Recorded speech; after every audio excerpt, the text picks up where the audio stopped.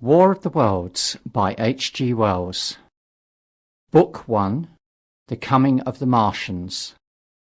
Chapter 1. The Eve of War. No one would have believed in the last years of the 19th century that this world was being watched keenly and closely by intelligences greater than man's and yet as mortal as his own.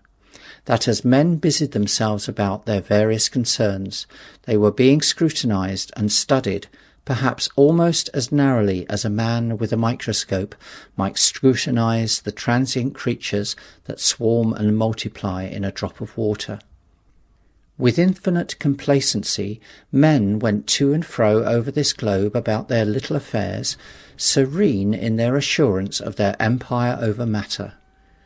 It is possible that the infusoria under the microscope do the same. No one gave a thought to the older worlds of space as sources of human danger, or thought of them only to dismiss the idea of life upon them as impossible or improbable. It is curious to recall some of the mental habits of those departed days. At most, terrestrial men fancied that there might be other men upon Mars, perhaps inferior to themselves and ready to welcome a missionary enterprise.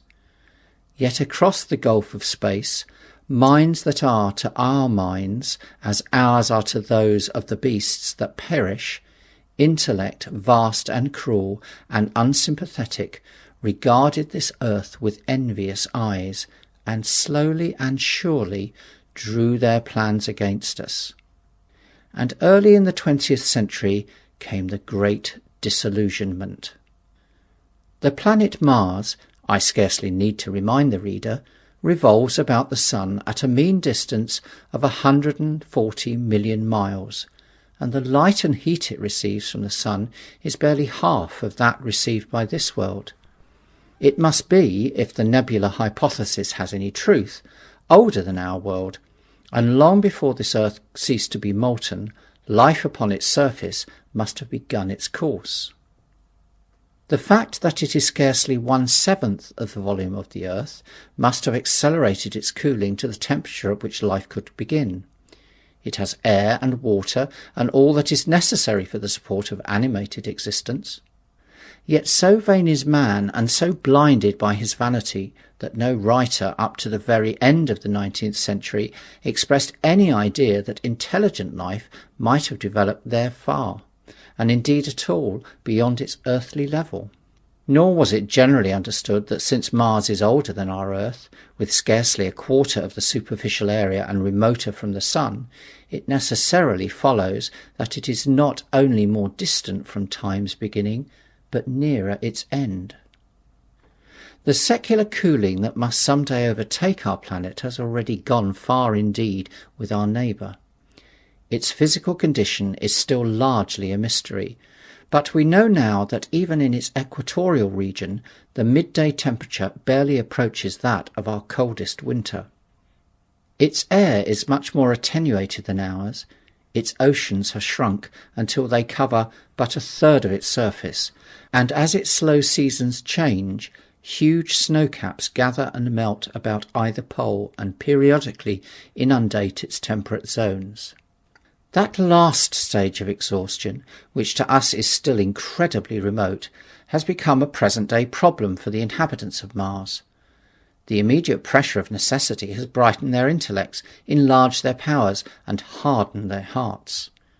And looking across space with instruments and intelligences such as we have scarcely dreamed of, they see, at its nearest distance only 35 million of miles sunward of them, a morning star of hope, our own warmer planet, green with vegetation and grey with water, with a cloudy atmosphere eloquent of fertility, with glimpses through its drifting cloud wisps of broad stretches of populous country and narrow, navy-crowded seas. And before we judge them too harshly, we must remember what ruthless and utter destruction our own species has wrought, not only upon animals, such as the vanished bison and the dodo, but upon its inferior races. The Tasmanians, in spite of their human likeness, were entirely swept out of existence in a war of extermination waged by European immigrants in the space of 50 years. Are we such apostles of mercy as to complain if the Martians warred in the same spirit? The Martians seem to have calculated their descent with amazing subtlety. Their mathematical learning is evidently far in excess of ours, and to have carried out their preparations with a well-nigh perfect unanimity. Had our instruments permitted it, we might have seen the gathering trouble far back in the 19th century. Men like Schiaparelli watched the red planet. It is odd, by and by, that for countless centuries Mars has been the star of war, but failed to interpret the fluctuating appearances of the markings they map so well. All that time the Martians must have been getting ready. During the opposition of 1894, a great light was seen on the illuminated part of the disk. First at the Lick Observatory, then by Perrotin in Nice, and then by other observers. English readers heard of it first in the issue of Nature, dated August 2nd. I am inclined to think that this blaze may have been the casting of the huge gun, in the vast pit sunk into their planet, from which their shots were fired at us. Peculiar markings, as yet explained, were seen near the site of that outbreak during the next two oppositions. The storm burst upon us 6 years ago now. As Mars approached opposition, Lavelle of Java set the wires of the astronomical exchange palpitating with the amazing intelligence of a huge outbreak of incandescent gas upon the planet. It had occurred towards midnight of the 12th. The spectroscope, to which he had at once resorted, indicated a mass of flaming gas, chiefly hydrogen, moving with an enormous velocity towards this earth. This jet of fire had become invisible about 12:15. He compared it to a colossal puff of flame suddenly and violently squirted out of the planet, as flaming gases rushed out of a gun. A singularly appropriate phrase it proved. Yet the next day there was nothing of this in the papers except a little note in the Daily Telegraph, and the world went in ignorance of one of the gravest dangers that ever threatened the human race. I might not have heard of the eruption at all had I not met Ogilvy and the well-known astronomer at Ottershaw. He was immensely excited at the news, and in the excess of his feelings invited me up to take a turn with him that night in the scrutiny of the red planet. In spite of all that had happened since, I still remember that vigil very distinctly. The black and silent observatory, the shadowed lantern throwing a feeble glow upon the floor in the corner, the steady ticking of the clockwork of the telescope, the little slit in the roof, an oblong profundity with the stardust streaked across it. Ogilvy moved about, invisible but audible. Looking through the telescope, one saw a circle of deep blue, and the little round planets swimming in the field. It seemed such a little thing, so bright and small and still, faintly marked with transverse stripes and slightly flattened from the perfect round. But so little it was, so silvery warm, a pin-head of light. It was as if it quivered, but really this was the telescope vibrating with the activity of the clockwork that kept the planet in view. As I watched, the planet seemed to grow larger and smaller and to advance and recede, but that was simply that my eye was tired. 40 millions of miles it was from us, more than 40 millions of miles of void. Few people realise the immensity of vacancy in which the dust of the material universe swims. Near it in the field, I remember, were 3 faint points of light, 3 telescopic stars infinitely remote, and all around it was the unfathomable, darkness of empty space. You know how that blackness looks on a frosty starlight night.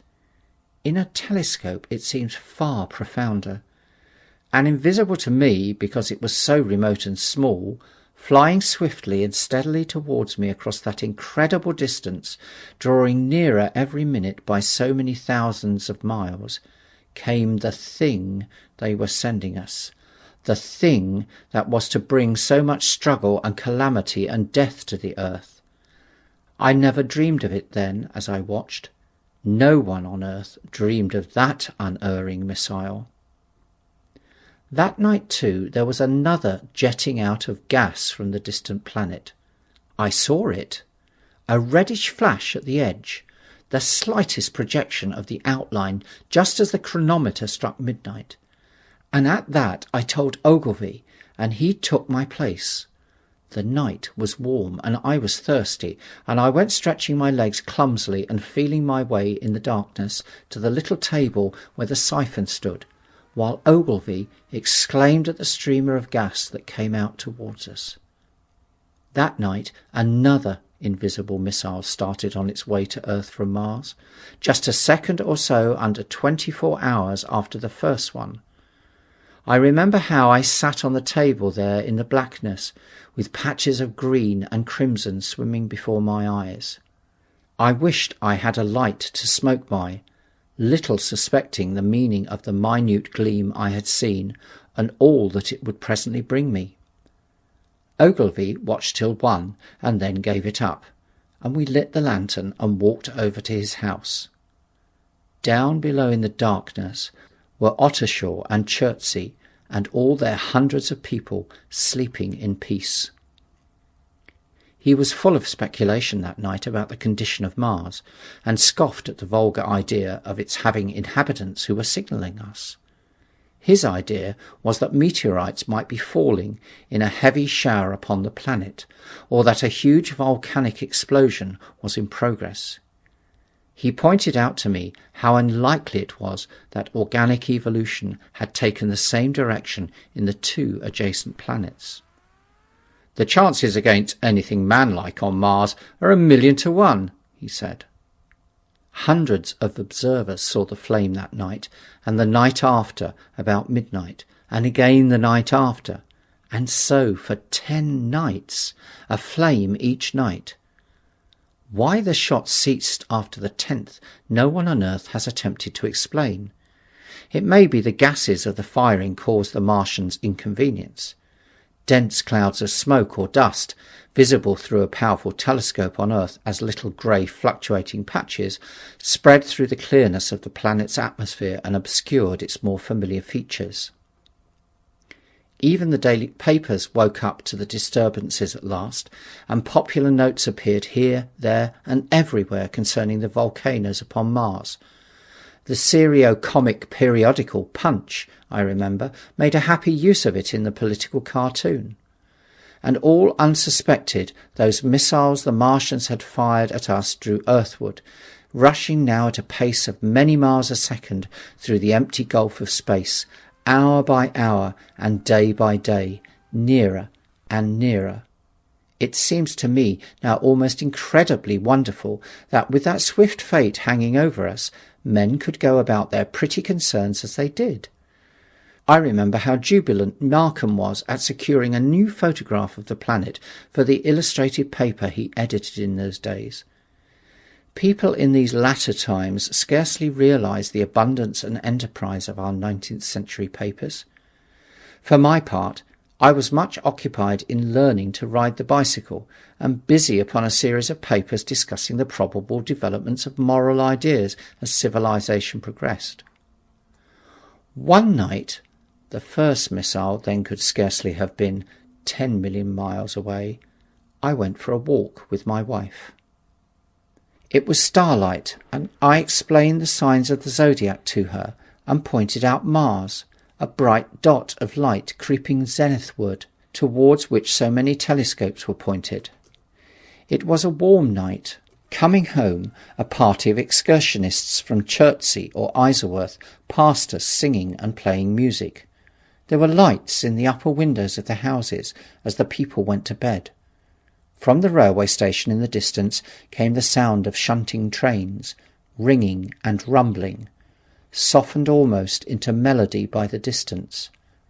My wife pointed out to me the brightness of the red, green and yellow signal lights hanging in a framework against the sky. It seemed so safe and tranquil. End of Chapter 1. War of the Worlds by H.G. Wells. Book 1, Chapter 2, The Falling Star. Then came the night of the first falling star. It was seen early in the morning,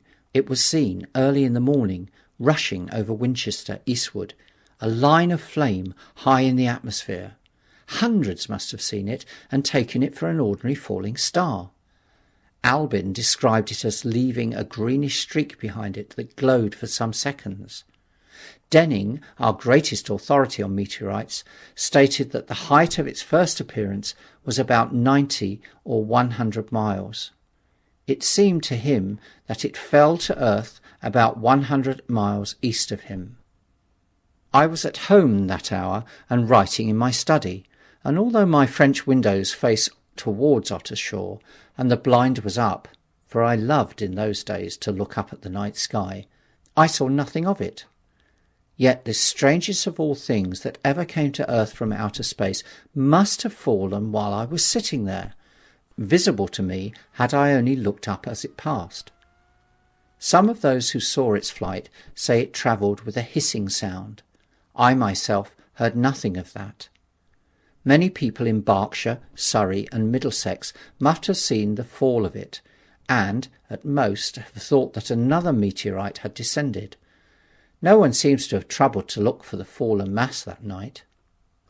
But very early in the morning, poor Ogilvy, who had seen the shooting star, and who was persuaded that a meteorite lay somewhere on the common between Horsell, Ottershaw and Woking, rose early with the idea of finding it. Find it he did, soon after dawn, and not far from the sand pits. An enormous hole had been made by the impact of the projectile, and the sand and gravel had been flung violently in every direction over the heath, forming heaps visible a mile and a half away. The heather was on fire eastward, and a thin blue smoke rose against the dawn. The thing itself lay almost entirely buried in sand, amidst the scattered splinters of a fir tree it had shivered to fragments in its descent. The uncovered part had the appearance of a huge cylinder, caked over and its outline softened by the thick, scaly, dun-coloured incrustation. It had a diameter of about 30 yards. He approached the mass, surprised at the size, and more so at the shape, since most meteorites are rounded more or less completely. It was, however, still so hot from its flight through the air as to forbid his near approach. A stirring noise within its cylinder he ascribed to the unequal cooling of its surface, for at that time it had not occurred to him that it might be hollow. He remained standing at the edge of the pit that the thing had made for itself, staring at its strange appearance, astonished chiefly at its unusual shape and colour, and dimly perceiving even then some evidence of design in its arrival. The early morning was wonderfully still, and the sun, just clearing the pine trees towards Weybridge, was already warm. He did not remember hearing any birds that morning. There was certainly no breeze stirring, and the only sounds were the faint movements from within the cindery cylinder. He was all alone on the common. Then suddenly he noticed with a start that some of the grey clinker, the ashy incrustation that covered the meteorite, was falling off the circular edge of the end. It was dropping off in flakes and raining down upon the sand. A large piece suddenly came off and fell with a sharp noise that brought his heart into his mouth. For a minute he scarcely realized what this meant, and although the heat was excessive, he clambered down into the pit close to the bulk to see the thing more clearly. He fancied even then that the cooling of the body might account for this, but what disturbed that idea was the fact that the ash was falling only from the end of the cylinder. And then he perceived that very slowly the circular top of the cylinder was rotating on its body. It was such a gradual movement that he discovered it only through noticing that a black mark that had been near him 5 minutes ago was now at the other side of the circumference. Even then he scarcely understood what this indicated, until he heard a muffled grating sound and saw the black mark jerk forward an inch or so. Then the thing came upon him in a flash.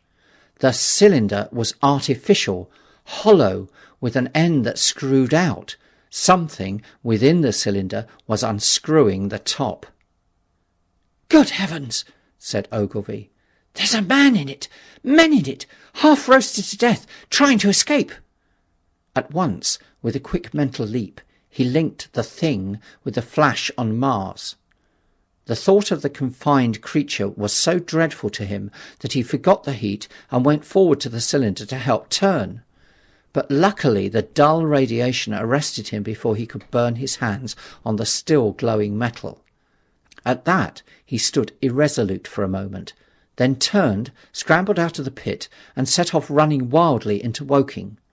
The time then must have been somewhere about 6 o'clock. He met a waggoner and tried to make him understand, but the tale he told and his appearance were so wild, his hat had fallen off in the pit, that the man simply drove on. He was equally unsuccessful with the potman, who was just unlocking the doors of the public house by Horsell Bridge. The fellow thought he was a lunatic at large, and made an unsuccessful attempt to shut him into the tap-room.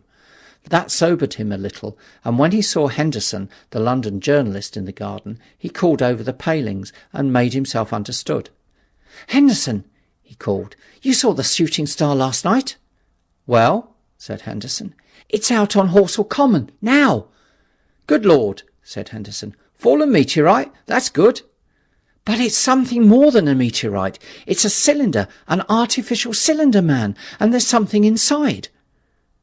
Henderson stood up with his spade in his hand. "What's that?" he said.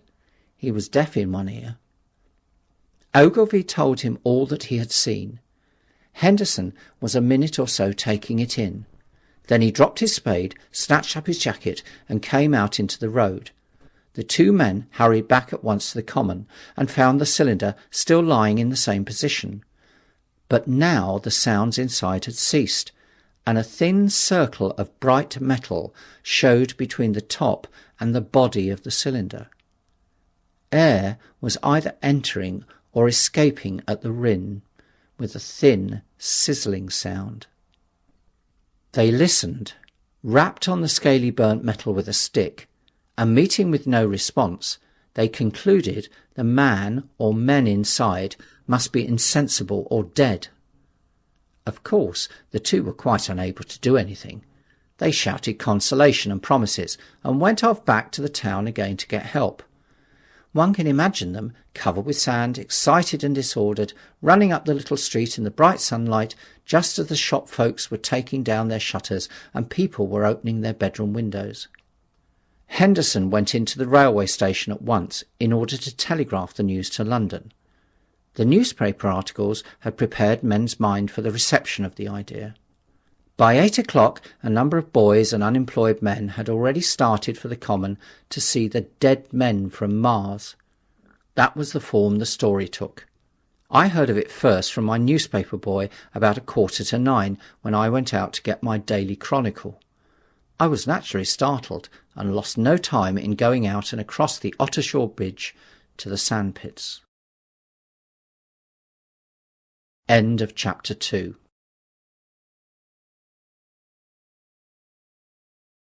War of the Worlds by H.G. Wells. Book 1, Chapter 3, On Horsell Common. I found a little crowd of perhaps 20 people surrounding the huge hole in which the cylinder lay.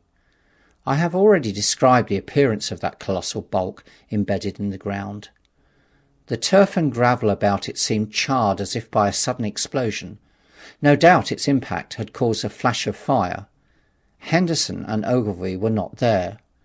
I think they perceived that nothing was to be done for present and had gone away to breakfast at Henderson's house. There were 4 or 5 boys sitting on the edge of the pit with their feet dangling and amusing themselves, until I stopped them, by throwing stones at the giant mass.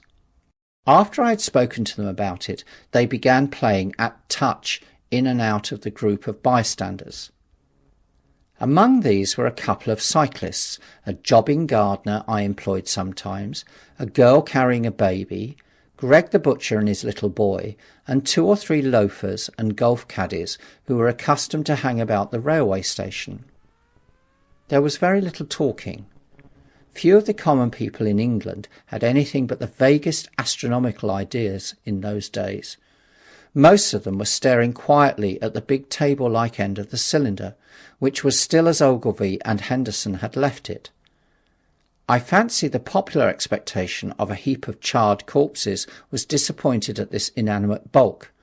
Some went away while I was there, and other people came. I clambered into the pit and fancied I heard a faint movement under my feet. The top had certainly ceased to rotate.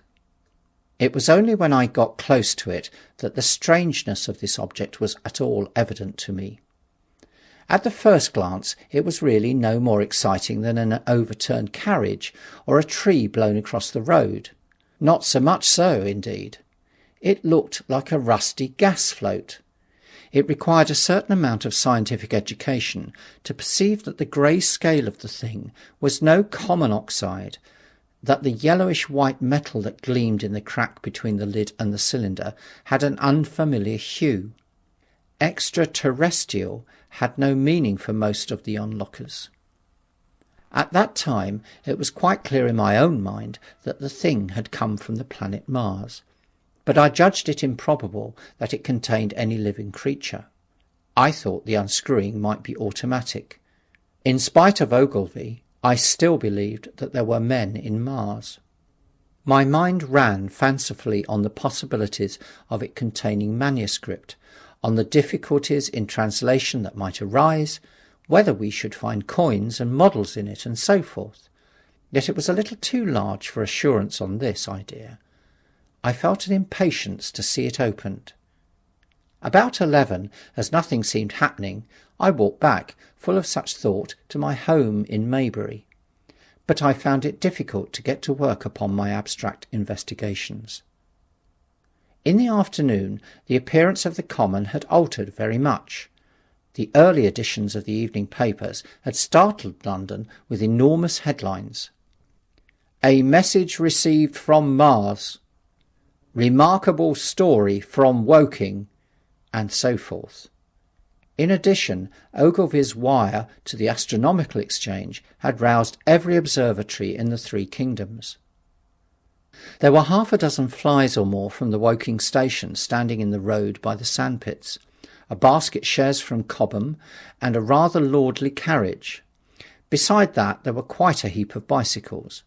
In addition, a large number of people must have walked, in spite of the heat of the day, from Woking and Chertsey, so that there were altogether quite a considerable crowd, 1 or 2 gaily dressed ladies among the others. It was glaringly hot, not a cloud in the sky nor a breath of wind, and the only shadow was that of the few scattered pine trees. The burning heather had been extinguished, but the level ground towards Ottershaw was blackened as far as one could see, and still giving off vertical streamers of smoke. An enterprising sweetstuff dealer in the Cobham Road had sent up his son with a barrow-load of green apples and ginger beer. Going to the edge of the pit, I found it occupied by a group of about 6 men, Henderson, Ogilvy, and a tall fair-haired man that I afterwards learnt was Stent, the astronomer royal, with several workmen wielding spades and pickaxes. Stent was giving directions in a clear, high-pitched voice. He was standing on the cylinder, which was now evidently much cooler. His face was crimson and streaming with perspiration, and something seemed to have irritated him. A large portion of the cylinder had been uncovered, though its lower end was still embedded. As soon as Ogilvy saw me among the staring crowd on the edge of the pit, he called to me to come down, and asked me if I would mind going over to see Lord Hilton, the lord of the manor. The growing crowd, he said, was becoming a serious impediment to their excavations, especially the boys. They wanted a light railing put up and help to keep the people back. He told me that a faint stirring was occasionally still audible within the case, but that the workmen had failed to unscrew the top, as it afforded no grip to them. The case appeared to be enormously thick, and it was possible that the faint sounds we heard represented a noisy tumult in the interior. I was very glad to do as he asked, and so become one of the privileged spectators within the contemplated enclosure. I failed to find Lord Hilton at his house, but I was told he was expected from London by the 6 o'clock train from Waterloo, and as it was then about 5:15, I went home and had some tea, and walked up to the station to waylay him. End of chapter 3.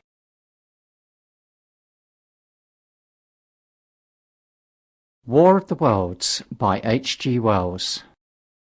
Book 1, Chapter 4. The Cylinder Opens. When I returned to the common, the sun was setting. Scattered groups were hurrying from the direction of Woking, and 1 or 2 persons were returning. The crowd about the pit had increased, and stood out black against the lemon yellow of the sky, a couple of 100 people perhaps. There were raised voices, and some sort of a struggle appeared to be going on about the pit. Strange imaginings passed through my mind. As I drew nearer, I heard Stent's voice. "Keep back! Keep back!" A boy came running towards me. "It's moving," he said to me as he passed. "A screwing, and a screwing out. I don't like it. I'm going home, I am." I went on to the crowd. There were really, I should think, 200 or 300 people elbowing and jostling one another, the 1 or 2 ladies there being by no means the least active. "He's fallen in the pit!" cried someone. "Keep back!" said several. The crowd swayed a little, and I elbowed my way through. Everyone seemed greatly excited. I heard a peculiar humming sound from the pit. "I say," said Ogilvy, "help keep these idiots back. We don't know what's in the confounded thing, you know." I saw a young man, a shop assistant in Woking, I believe he was, standing on the cylinder and trying to scramble out of the hole again. The crowd had pushed him in. The end of the cylinder was being screwed out from within. Nearly 2 feet of the shining screw projected. Somebody blundered against me, and I narrowly missed being pitched on top of the screw. I turned, and as I did so, the screw must have come out, for the lid of the cylinder fell onto the gravel with a ringing concussion. I struck my elbow into the person behind me and turned my head towards the thing again. For a moment that circular cavity seemed perfectly black. I had the sunset in my eyes. I think everyone expected to see a man emerge, possibly something a little unlike a terrestrial man, but in all essentials a man. I know I did.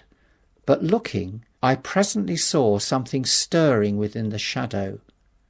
Greyish, billowy movements, one above another, and then 2 luminous discs, like eyes. Then something resembling a little grey snake, about the thickness of a walking stick, coiled up and out of the writhing middle and wriggled in the air towards me, and then another. A sudden chill came over me. There was a loud shriek from a woman behind. I half turned, keeping my eyes fixed upon the cylinder still, from which other tentacles were now projecting, and began pushing my way back from the edge of the pit. I saw astonishment giving place to horror on the faces of the people about me. I heard inarticulate exclamations on all sides. There was a general movement backwards. I saw the shopman struggling still on the edge of the pit.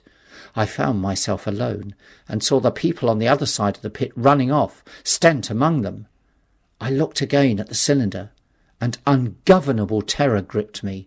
I stood petrified and staring. A big, greyish, rounded bulk, the size, perhaps, of a bear, was rising slowly and painfully out of the cylinder. As it bulged up and caught the light, it glistened like wet leather. Two large, dark-coloured eyes were regarding me steadfastly. The mass that framed them, the head of the thing, was rounded and had, one might say, a face. There was a mouth under the eyes, the lipless brim of which quivered and panted and dropped saliva. The whole creature heaved and pulsated convulsively. A lank tentacular appendage gripped the edge of the cylinder. Another swayed in the air. Those who have never seen a living Martian can scarcely imagine the strange horror of its appearance. The peculiar V-shaped mouth with its pointed upper lip, the absence of brow ridges, the absence of a chin beneath the wedge-like lower lip, the incessant quivering of its mouth, the gorgon groups of tentacles, the tumultuous breathing of the lungs in a strange atmosphere, the evident heaviness and painfulness of movement due to the greater gravitational energy of the earth, above all, the extraordinary intensity of the immense eyes, were at once vital, intense, inhuman, crippled, and monstrous. There was something fungoid on its oily brown skin, something in the clumsy deliberation of the tedious movements unspeakably nasty. Even at this first encounter, this first glimpse, I was overcome with disgust and dread. Suddenly the monster vanished.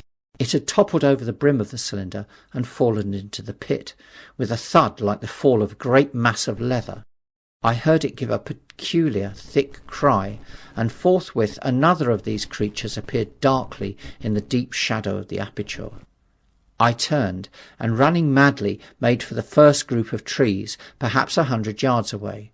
But I ran slantingly and stumbling, for I could not avert my face from these things.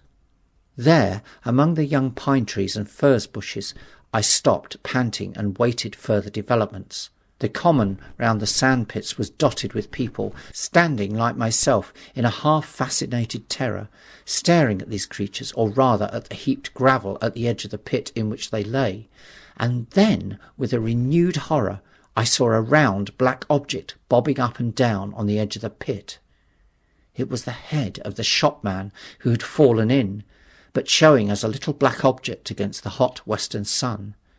Now he got his shoulder and knee up, and again he seemed to slip back until only his head was visible.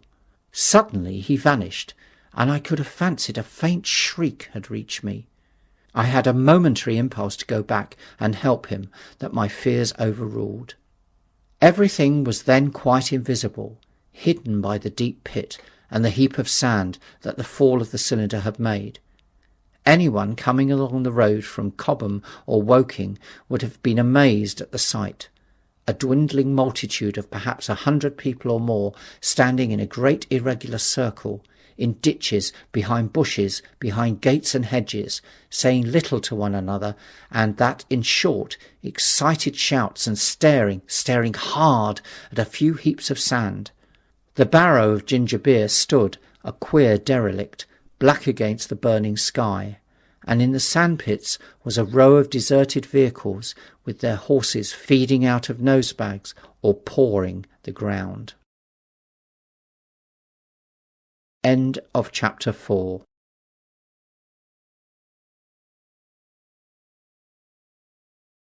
War of the Worlds by H.G. Wells. Book 1, Chapter 5. The Heat Ray. After the glimpse I had had of the Martians emerging from the cylinder in which they had come to the earth from their planet, a kind of fascination paralysed my actions. I remained standing knee-deep in the heather, staring at the mound that hid them. I was a battleground of fear and curiosity. I did not dare to go back towards the pit, but I felt a passionate longing to peer into it.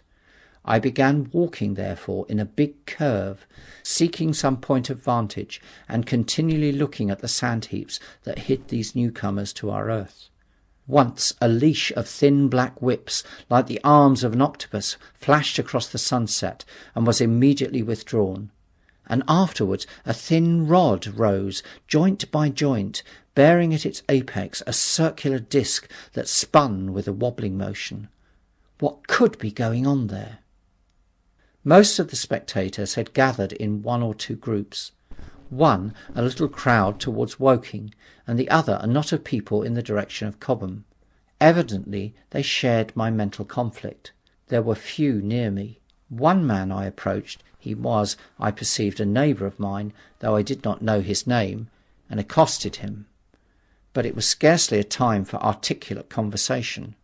"What ugly brutes!" he said. "Good God, what ugly brutes!" He repeated this over and over again. "Did you see the man in the pit?" I said. But he made no answer to that. We became silent, and stood watching for a time, side by side, deriving, I fancy, a certain comfort in one another's company. Then I shifted my position to a little knoll that gave me an advantage of a yard or more of elevation, and when I looked for him presently, he was walking towards Woking. The sunset faded to twilight before anything further happened. The crowd far away on the left towards Woking seemed to grow, and I heard now a faint murmur from it. The little knot of people towards Cobham dispersed. There was scarcely an intimation of movement from the pit. It was this, as much as anything, that gave people courage, and I suppose the new arrivals from Woking also helped to restore confidence. At any rate, as the dusk came on a slow, intermittent movement from the sandpits began, a movement that seemed to gather force as the stillness of the evening about the cylinder remained unbroken. Vertical black figures in twos and threes would advance, stop, watch, and advance again, spreading out as they did so in a thin irregular crescent that promised to enclose the pit in its attendant horns. I too, on my side, began to move towards the pit. Then I saw some cabmen and others had walked boldly into the sandpits and heard the clatter of hoofs and the grind of wheels. I saw a lad trundling off the barrel of apples, and then, within 30 yards of the pit, advancing from the direction of Horsell, I noted a little black knot of men, the foremost of whom was waving a white flag. This was the deputation. There had been a hasty consultation, and since the Martians were evidently, in spite of their repulsive forms, intelligent creatures, it had been resolved to show them, by approaching them with signals, that we too were intelligent. Flutter, flutter went the flag, first to the right, then to the left. It was too far for me to recognise anyone there, but afterwards I learned that Ogilvy, Stent and Henderson were with others in this attempt at communication. This little group had in its advance dragged inward, so to speak, the circumference of the now almost complete circle of people, and a number of dim black figures followed at a discreet distance. Suddenly there was a flash of light, and a quantity of luminous greenish smoke came out of the pit in 3 distinct puffs, which drove up, one after the other, straight into the still air. This smoke, or flame perhaps would be the better word for it, was so bright that the deep blue sky overhead and the hazy stretches of brown common towards Chertsey, set with black pine trees, seemed to darken abruptly as these puffs arose, and to remain the darker after the dispersal. At the same time a faint hissing sound became audible. Beyond the pit stood the little wedge of people with the white flag at its apex, arrested by these phenomena, a little knot of small, vertical black shapes upon the black ground. As the green smoke arose, their faces flashed out pallid green, and faded again as it vanished. Then slowly the hissing passed into a humming, into a long, loud, droning noise. Slowly a humped shape rose out of the pit, and the ghost of a beam of light seemed to flicker out from it. Forthwith, flashes of actual flame, a bright glare leaping from one to another, sprang from the scattered group of men. It was as if some invisible jet impinged upon them and flashed into white flame. It was as if each man was suddenly and momentarily turned into fire.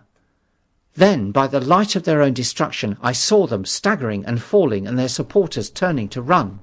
I stood staring, not as yet realizing that this was death leaping from man to man in that little distant crowd. All I felt was that it was something very strange, an almost noiseless and blinding flash of light, and a man fell headlong and lay still. And as the unseen shaft of heat passed over them, pine trees burst into fire, and every dry furze bush became with one dull thud a mass of flames. And far away towards Knapp Hill I saw flashes of trees and hedges and wooden buildings suddenly set alight. It was sweeping round swiftly and steadily, this flaming death, this invisible, inevitable sword of heat. I perceived it coming towards me by the flashing bushes it touched, and was too astounded and stupefied to stir. I heard the crackle of fire in the sandpits, and the sudden squeal of a horse that was suddenly stilled. Then it was as if an invisible yet intensely heated figure were drawn through the heather between me and the Martians, and all along a curving line beyond the sandpits the dark ground smoked and crackled. Something fell with a crash far away to the left, where the road from Working Station opens out on the common. Forthwith the hissing and humming ceased, and the black dome-like object sank slowly out of sight into the pit. All of this had happened with such swiftness that I had stopped motionless, dumbfounded and dazzled by the flashes of light. Had that death swept through a full circle, it must have inevitably slain me in my surprise. But it passed and spared me, and left the night about me suddenly dark and unfamiliar. The undulating common now seemed dark almost to blackness, except where its roadway lay grey and pale under the deep blue sky of the early night. It was dark and suddenly void of men. Overhead the stars were mustering, and in the west the sky was still a pale, bright, almost greenish blue. The tops of the pine trees and the roofs of Horsell came out sharp and black against the western afterglow. The Martians and their appliances were altogether invisible, save for that thin mast upon which their restless mirror wobbled. Patches of bush and isolated trees here and there smoked and glowed still, and the houses towards Woking Station were sending up spires of flame into the stillness of the evening air. Nothing was changed save for that and a terrible astonishment. The little group of black specks with the flag of white had been swept out of existence, and the stillness of the evening, so it seemed to me, had scarcely been broken. It came to me that I was upon this dark common, helpless, unprotected, and alone. Suddenly, like a thing falling upon me from without, came fear. With an effort, I turned and began a stumbling run through the heather. The fear I felt was no rational fear, but a panic terror not only of the Martians, but of the dusk and stillness all about me. Such an extraordinary effect in unmanning me it had, that I ran weeping silently as a child might do. Once I had turned, I did not dare to look back. I remember I felt an extraordinary persuasion that I was being played with, that presently, when I was upon the very verge of safety, this mysterious death, as swift as the passage of light, would leap after me from the pit about the cylinder and strike me down. End of chapter 5.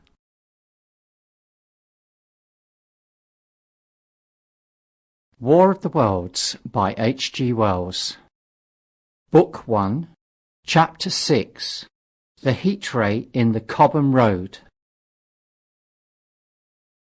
It is still a matter of wonder how the Martians are able to slay men so swiftly and so silently. Many think that in some way they are able to generate an intense heat in a chamber of practically absolute non-conductivity. This intense heat they project in a parallel beam against any object they choose, by means of a polished parabolic mirror of unknown composition, much as the parabolic mirror of a lighthouse projects a beam of light. But no one has absolutely proved these details. However it is done, it is certain that a beam of heat is the essence of the matter. Heat and invisible instead of visible light. Whatever is combustible flashes into flame at its touch. Lead runs like water, it softens iron, cracks and melts glass, and when it falls upon water, incontinently that explodes into steam.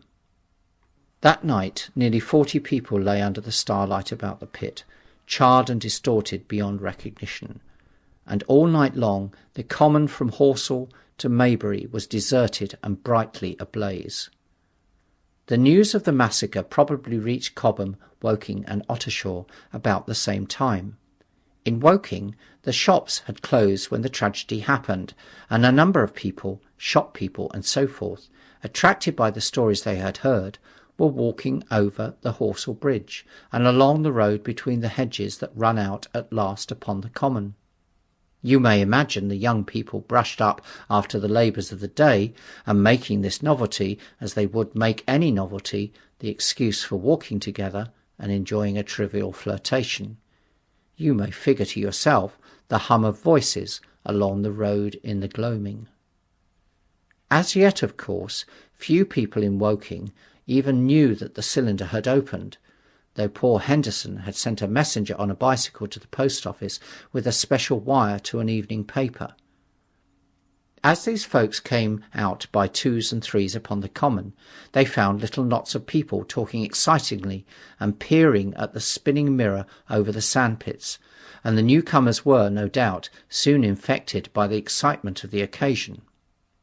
By 8:30, when the deputation was destroyed, there may have been a crowd of 300 people or more at this place, besides those who had left the road to approach the Martians nearer. There were 3 policemen too, one of whom was mounted, doing their best under instructions from Stent to keep the people back and deter them from approaching the cylinder. There was some booing from those more thoughtless and excitable souls to whom a crowd is always an occasion for noise and horseplay. Stent and Ogilvy, anticipating some possibility of a collision, had telegraphed from Horsell to the barracks as soon as the Martians emerged, for the help of the company of soldiers to protect these strange creatures from violence. After that they returned to lead that ill-fated advance. The description of their death, as it was seen by the crowd, tallies very closely with my own impressions. The 3 puffs of green smoke, the deep humming note, and the flashes of flame. But that crowd of people had a far narrower escape than mine. Only the fact that a hummock of heathery sand intercepted the lower part of the heat ray saved them. Had the elevation of the parabolic mirror been a few yards higher, none could have lived to tell the tale. They saw the flashes and the men falling, and an invisible hand, as it were, lit the bushes as it hurried towards them through the twilight.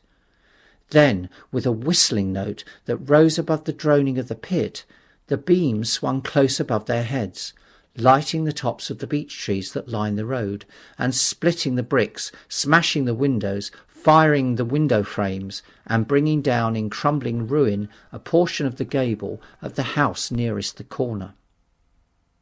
In the sudden thud, hiss and glare of the igniting trees, the panic-stricken crowd seems to have swayed hesitatingly for a moment.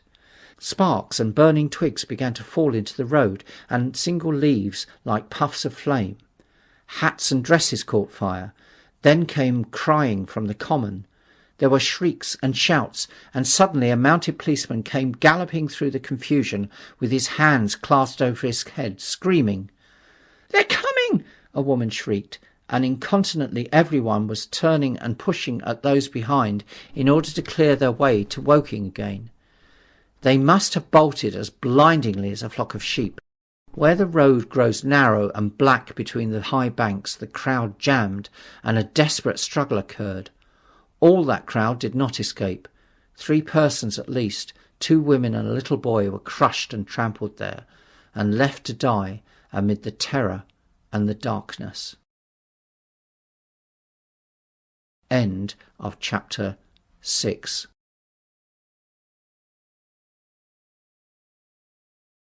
War of the Worlds by H.G. Wells. Book 1, Chapter 7, How I Reached Home. For my own part, I remember nothing of my flight except the stress of blundering against trees and stumbling through the heather. All about me gathered the invisible terrors of the Martians. That pitiless sword of heat seemed whirling to and fro, flourishing overhead before it descended and smote me out of life. I came into the road between the crossroads and Horsell, and ran along this to the crossroads. At last I could go no further. I was exhausted with the violence of my emotion and of my flight, and I staggered and fell by the wayside. That was near the bridge that crosses the canal by the gasworks. I fell and lay still. I must have remained there for some time. I sat up, strangely perplexed. For a moment, perhaps, I could not clearly understand how I came there.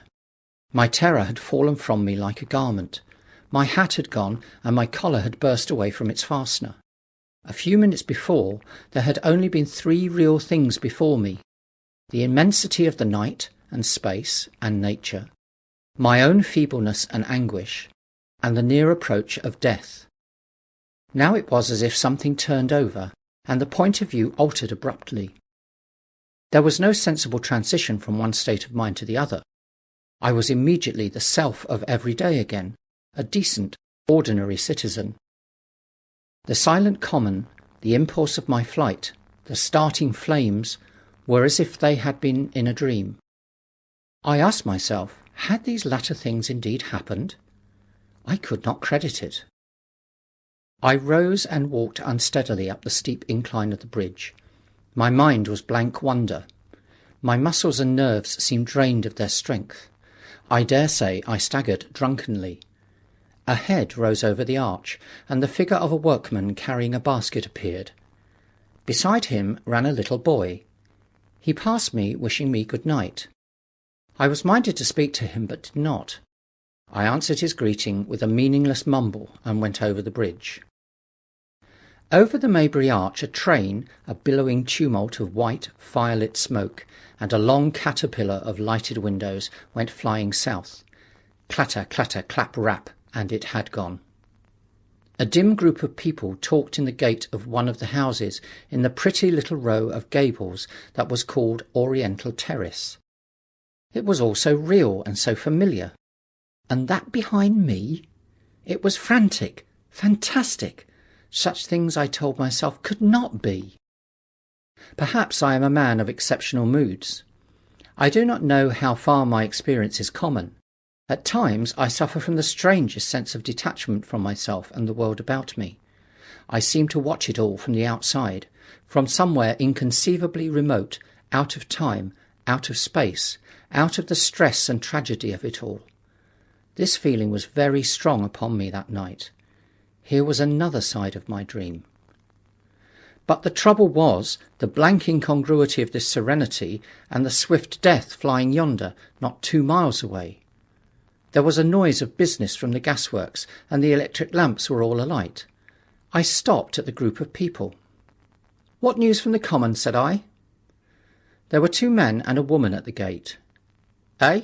said one of the men, turning. "What news from the common?" I said. "Ain't you just been there?" asked the men. "People seem fair silly about the common," said the woman over the gate. "What's it all about?" "Haven't you heard of the men from Mars?" said I. "The creatures from Mars?" "Quite enough," said the woman over the gate. "Thanks." And all 3 of them laughed. I felt foolish and angry. I tried and found I could not tell them what I had seen. They laughed again at my broken sentences. "You'll hear more yet," I said, and went on to my home. I startled my wife at the doorway, so haggard was I. I went into the dining room, sat down, drank some wine, and as soon as I could collect myself sufficiently, I told her the things I had seen. The dinner, which was a cold one, had already been served, and remained neglected on the table while I told my story. "There is one thing," I said, to allay the fears I had aroused. "They are the most sluggish things I ever saw crawl. They may keep the pit and kill people who come near them, but they cannot get out of it. But the horror of them!" "Don't, dear," said my wife, knitting her brows and putting her hand in mine. "Poor Ogilvy," I said. "To think he may be lying dead there." My wife, at least, did not find my experience incredible. When I saw how deadly white her face was, I ceased abruptly. "They may come here," she said again and again. I pressed her to take wine, and tried to reassure her. "They can scarcely move," I said. I began to comfort her and myself by repeating all that Ogilvy had told me of the impossibility of the Martians establishing themselves on the earth. In particular, I laid stress on the gravitational difficulty. On the surface of the earth, the force of gravity is 3 times what it is on the surface of Mars. A Martian, therefore, would weigh 3 times more than on Mars, albeit his muscular strength would be the same. His own body would be a cope of lead to him. That, indeed, was the general opinion. Both the Times and the Daily Telegraph, for instance, insisted on it the next morning, and both overlooked, just as I did, 2 obvious modifying influences. The atmosphere of the Earth, we now know, contains far more oxygen or far less argon, whichever way one likes to put it, than does Mars. The invigorating influences of this excess of oxygen upon the Martians indisputably did much to counterbalance the increased weight of their bodies. And in the second place, we all overlook the fact that such mechanical intelligence as the Martian possessed was quite able to dispense with muscular exertion at a pinch. But I did not consider these points at the time, and so my reasoning was dead against the chances of the invaders. With wine and food, the confidence of my own table, and the necessity of reassuring my wife, I grew by insensible degrees courageous and secure. "They have done a foolish thing," I said, fingering my wine-glass. "They are dangerous because, no doubt, they are mad with terror. Perhaps they expected to find no living things, certainly no intelligent living things. A shell in the pit," said I, "if the worst comes to the worst, will kill them all." The intense excitement of the events had no doubt left my perceptive powers in a state of erethism. I remember that dinner table with extraordinary vividness even now. My dear wife's sweet, anxious face peering at me from under the pink lampshade, the white cloth with its silver and glass table furniture, for in those days even philosophical writers had many little luxuries. The crimson purple wine in my glass are photographically distinct. At the end of it I sat tempering nuts with a cigarette, regretting Ogilvy's rashness and denouncing the short-sighted timidity of the Martians. So some respectable dodo in the Mauritius might have lauded it in his nest and discussed the arrival of that shipful of pitiless sailors in want of animal food. "We will peck them to death tomorrow, my dear." I did not know it, but that was the last civilized dinner I was to eat for very many strange and terrible days. End of chapter 7. War of the Worlds by H.G. Wells. Book 1, Chapter 8, Friday Night. The most extraordinary thing to my mind of all the strange and wonderful things that happened upon that Friday was the dovetailing of the commonplace habits of our social order with the first beginnings of the series of events that was to topple that social order headlong. If on Friday night you had taken a pair of compasses and drawn a circle with a radius of 5 miles round the working sandpits, I doubt if you would have had one human being outside it, unless it were some relation of Stent, or of the 3 or 4 cyclists or London people lying dead on the common, whose emotions or habits were at all affected by the newcomers. Many people had heard of the cylinder, of course, and talked about it in their leisure, but it certainly did not make the sensation that an ultimatum to Germany would have done. In London that night, poor Henderson's telegram describing the gradual unscrewing of the shot was judged to be a canard, and his evening paper, after wiring for authentication from him and receiving no reply — the man was killed — decided not to print a special edition. Even within the 5-mile circle, the great majority of people were inert. I have already described the behaviour of the men and women to whom I spoke. All over the district, people were dining and supping, working men were gardening after the labours of the day, children were being put to bed, young people were wandering through the lane, love-making, students sat over their books. Maybe there was a murmur in the village streets, a novel and dominant topic in the public houses, and here and there a messenger, or even an eyewitness of the later occurrences, caused a whirl of excitement, a shouting, and a running to and fro. But for the most part the daily routine of working, eating, drinking, sleeping went on as it had done for countless years, as though no planet Mars existed in the sky. Even at Woking Station and Horsell and Cobham that was the case. In Woking Junction, until a late hour, trains were stopping and going on, others were shunting on the sidings, passengers were alighting and waiting, and everything was proceeding in the most ordinary way. A boy from the town, trenching on Smith's Monopoly, was selling papers with the afternoon's news. The ringing impact of trucks, the sharp whistle of the engines from the junction, mingled with their shouts of "Men from Mars!" Excited men came into the station about 9 o'clock with incredible tidings, and caused no more disturbance than drunkards might have done. People rattling Londonwards peered into the darkness outside the carriage windows, and saw only a rare, flickering, vanishing spark dance up from the direction of Horsell, a red glow and a thin veil of smoke driving across the stars, and thought that nothing more serious than a heath fire was happening. It was only round the edge of the common that any disturbance was perceptible. There were 6 villas burning on the Woking border. There were lights in all the houses on the common side of the 3 villages, and the people there kept awake till dawn. A curious crowd lingered restlessly, people coming and going, but the crowd remaining, both on the Common and Horsell bridges. 1 or 2 adventurous souls, it was afterwards found, went into the darkness and crawled quite near the Martians, but they never returned, for now and again a light ray, like the beam of a warship's searchlight, swept the common, and the heat ray was ready to follow. Save for such, that big area of common was silent and desolate, and the charred bodies lay about on it all night under the stars, and all the next day. A noise of hammering from the pit was heard by many people. So you have the state of things on Friday night. In the centre, sticking into the skin of our old planet Earth like a poisoned dart, was this cylinder. But the poison was scarcely working yet. Around it, in a patch of silent common, smouldering in places, and with a few dark, dimly seen objects lying in contoured attitudes here and there. Here and there was a burning bush or tree.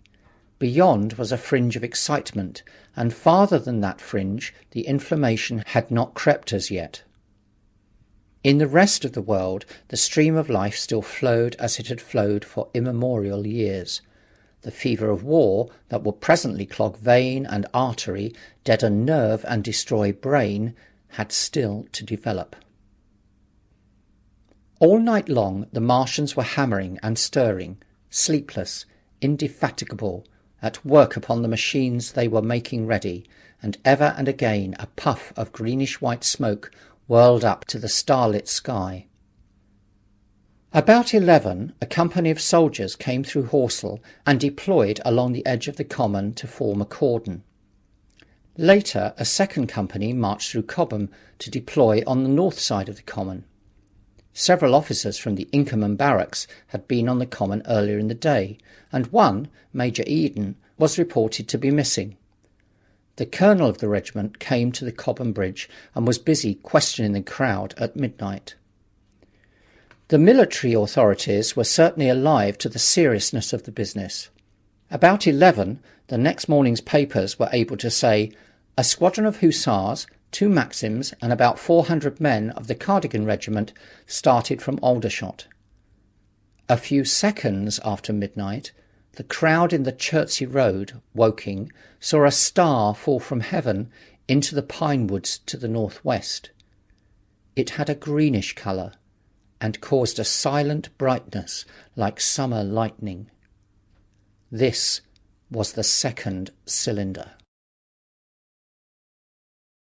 End of chapter 8.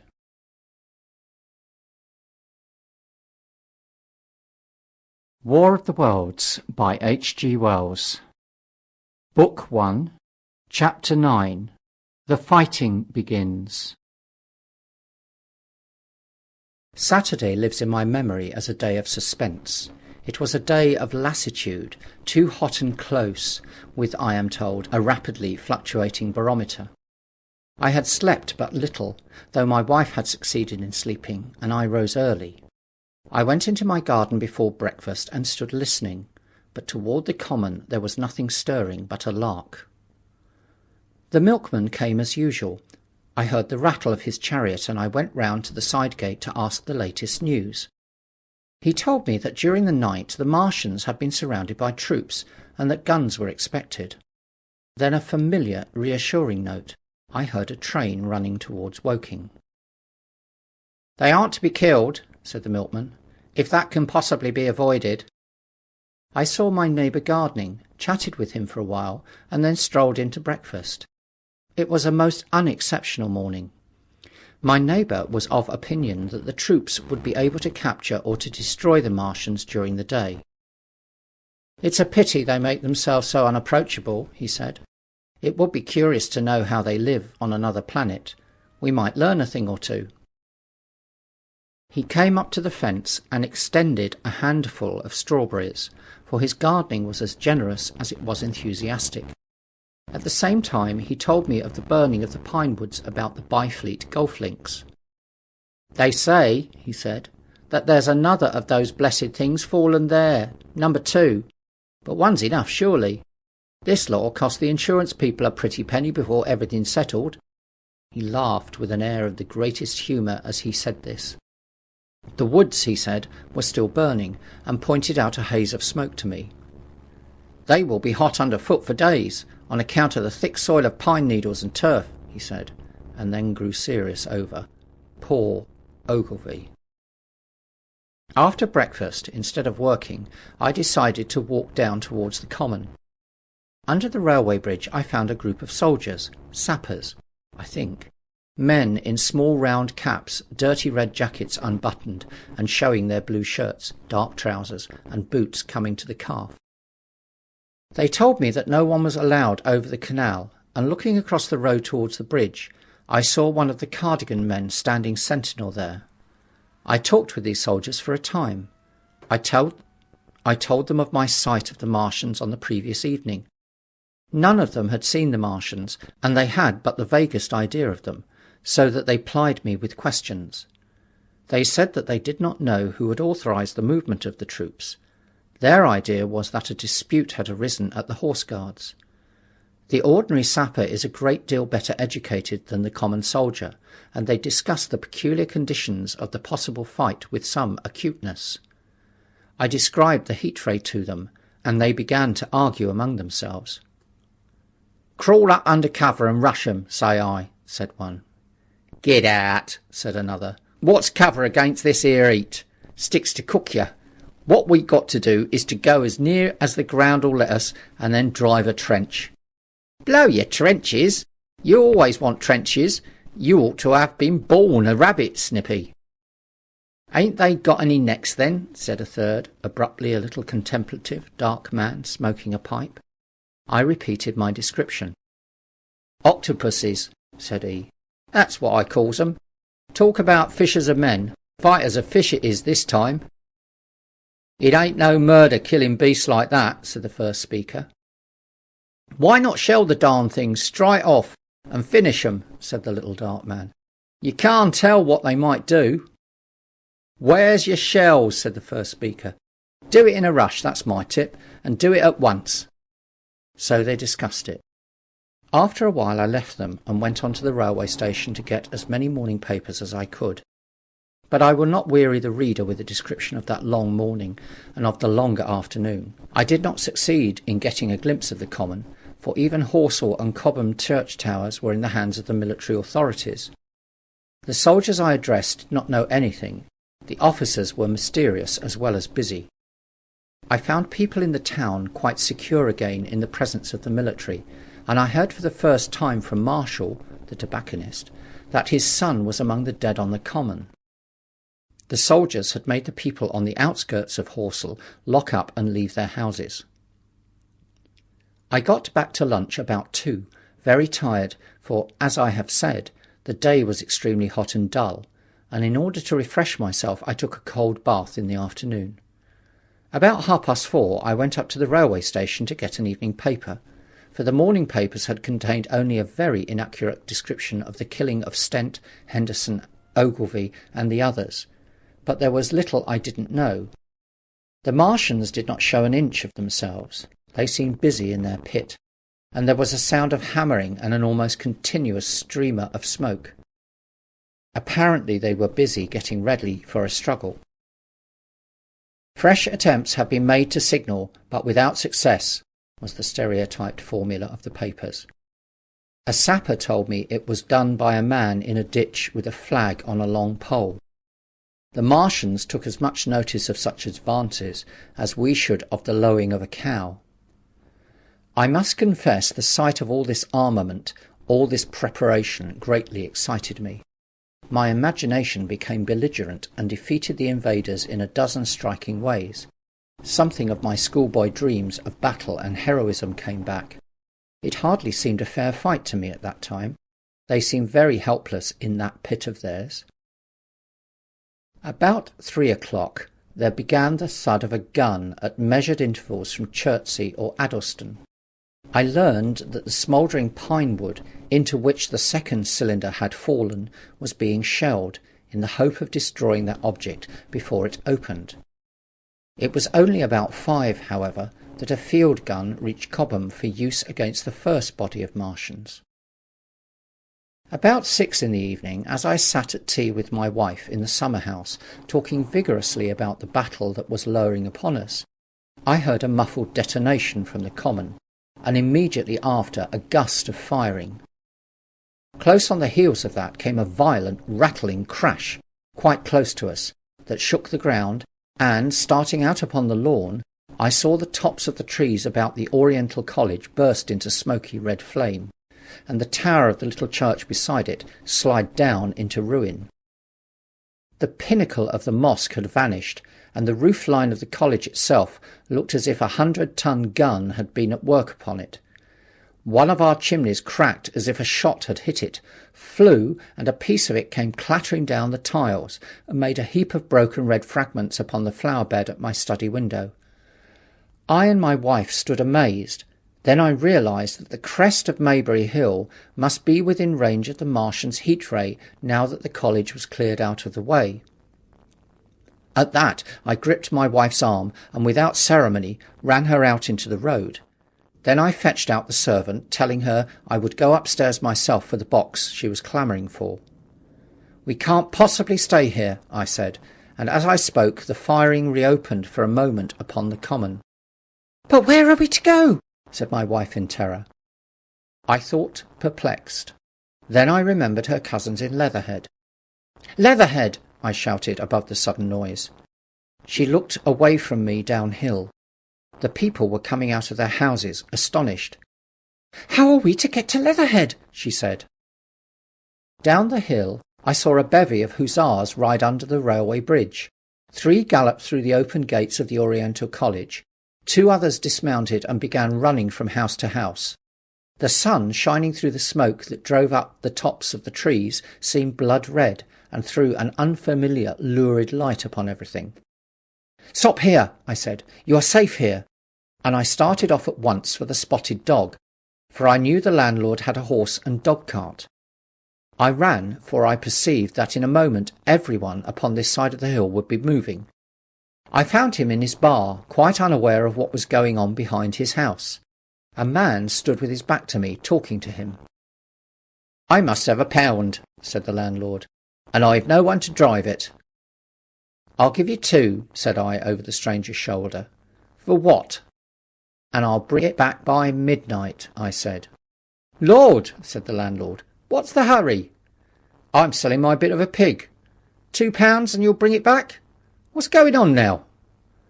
I explained hastily that I had to leave my home, and so secured the dog-cart. At the time it did not seem to me nearly so urgent that the landlord should leave his. I took care to have the cart there and then, drove it off down the road, and leaving it in the charge of my wife and servant, rushed into my house and packed a few valuables, such plate as we had, and so forth. The beech trees below the house were burning while I did this, and the palings up the road glowed red. While I was occupied in this way, one of the dismounted hussars came running up. He was going from house to house, warning people to leave. He was going on as I came out of my front door, lugging my treasures, done up in a tablecloth. I shouted after him, "What news?" He turned, stared, bawled something about crawling out in a thing like a dish cover, and ran on to the gate of the house at the crest. A sudden whirl of black smoke driving across the road hid him for a moment. I ran to my neighbour's door and rapped to satisfy myself of what I already knew, that his wife had gone to London with him and had locked up their house. I went in again, according to my promise, to get my servant's box, lugged it out, clapped it beside her on the tail of the dog-cart, and then caught the reins and jumped up into the driver's seat beside my wife. In another moment we were clear of the smoke and noise, and spanking down the opposite slope of Maybury Hill towards Old Woking. In front was a quiet, sunny landscape, a wheat field ahead on either side of the road, and the Maybury Inn with its swinging sign. I saw the doctor's cart ahead of me. At the bottom of the hill I turned my head to look up the hillside I was leaving. Thick streamers of black smoke, shot with threads of red fire, were driving up into the still air, and throwing dark shadows upon the green tree-tops eastward. The smoke already extended far away to the east and west, to the Byfleet pine woods eastward, and to Woking on the west. The road was dotted with people running towards us. And very faint now, but very distinct through the hot, quiet air, one heard the whir of a machine gun that was presently stilled, and an intermittent cracking of rifles. Apparently the Martians were setting fire to everything within range of their heat ray. I am not an expert driver, and I had immediately to turn my attention to the horse. When I looked back again, the second hill had hidden the black smoke. I slashed the horse with the whip, and gave him a loose rein until Woking and Send lay between us and that quivering tumult. I overtook and passed the doctor between Woking and Send. End of chapter 9.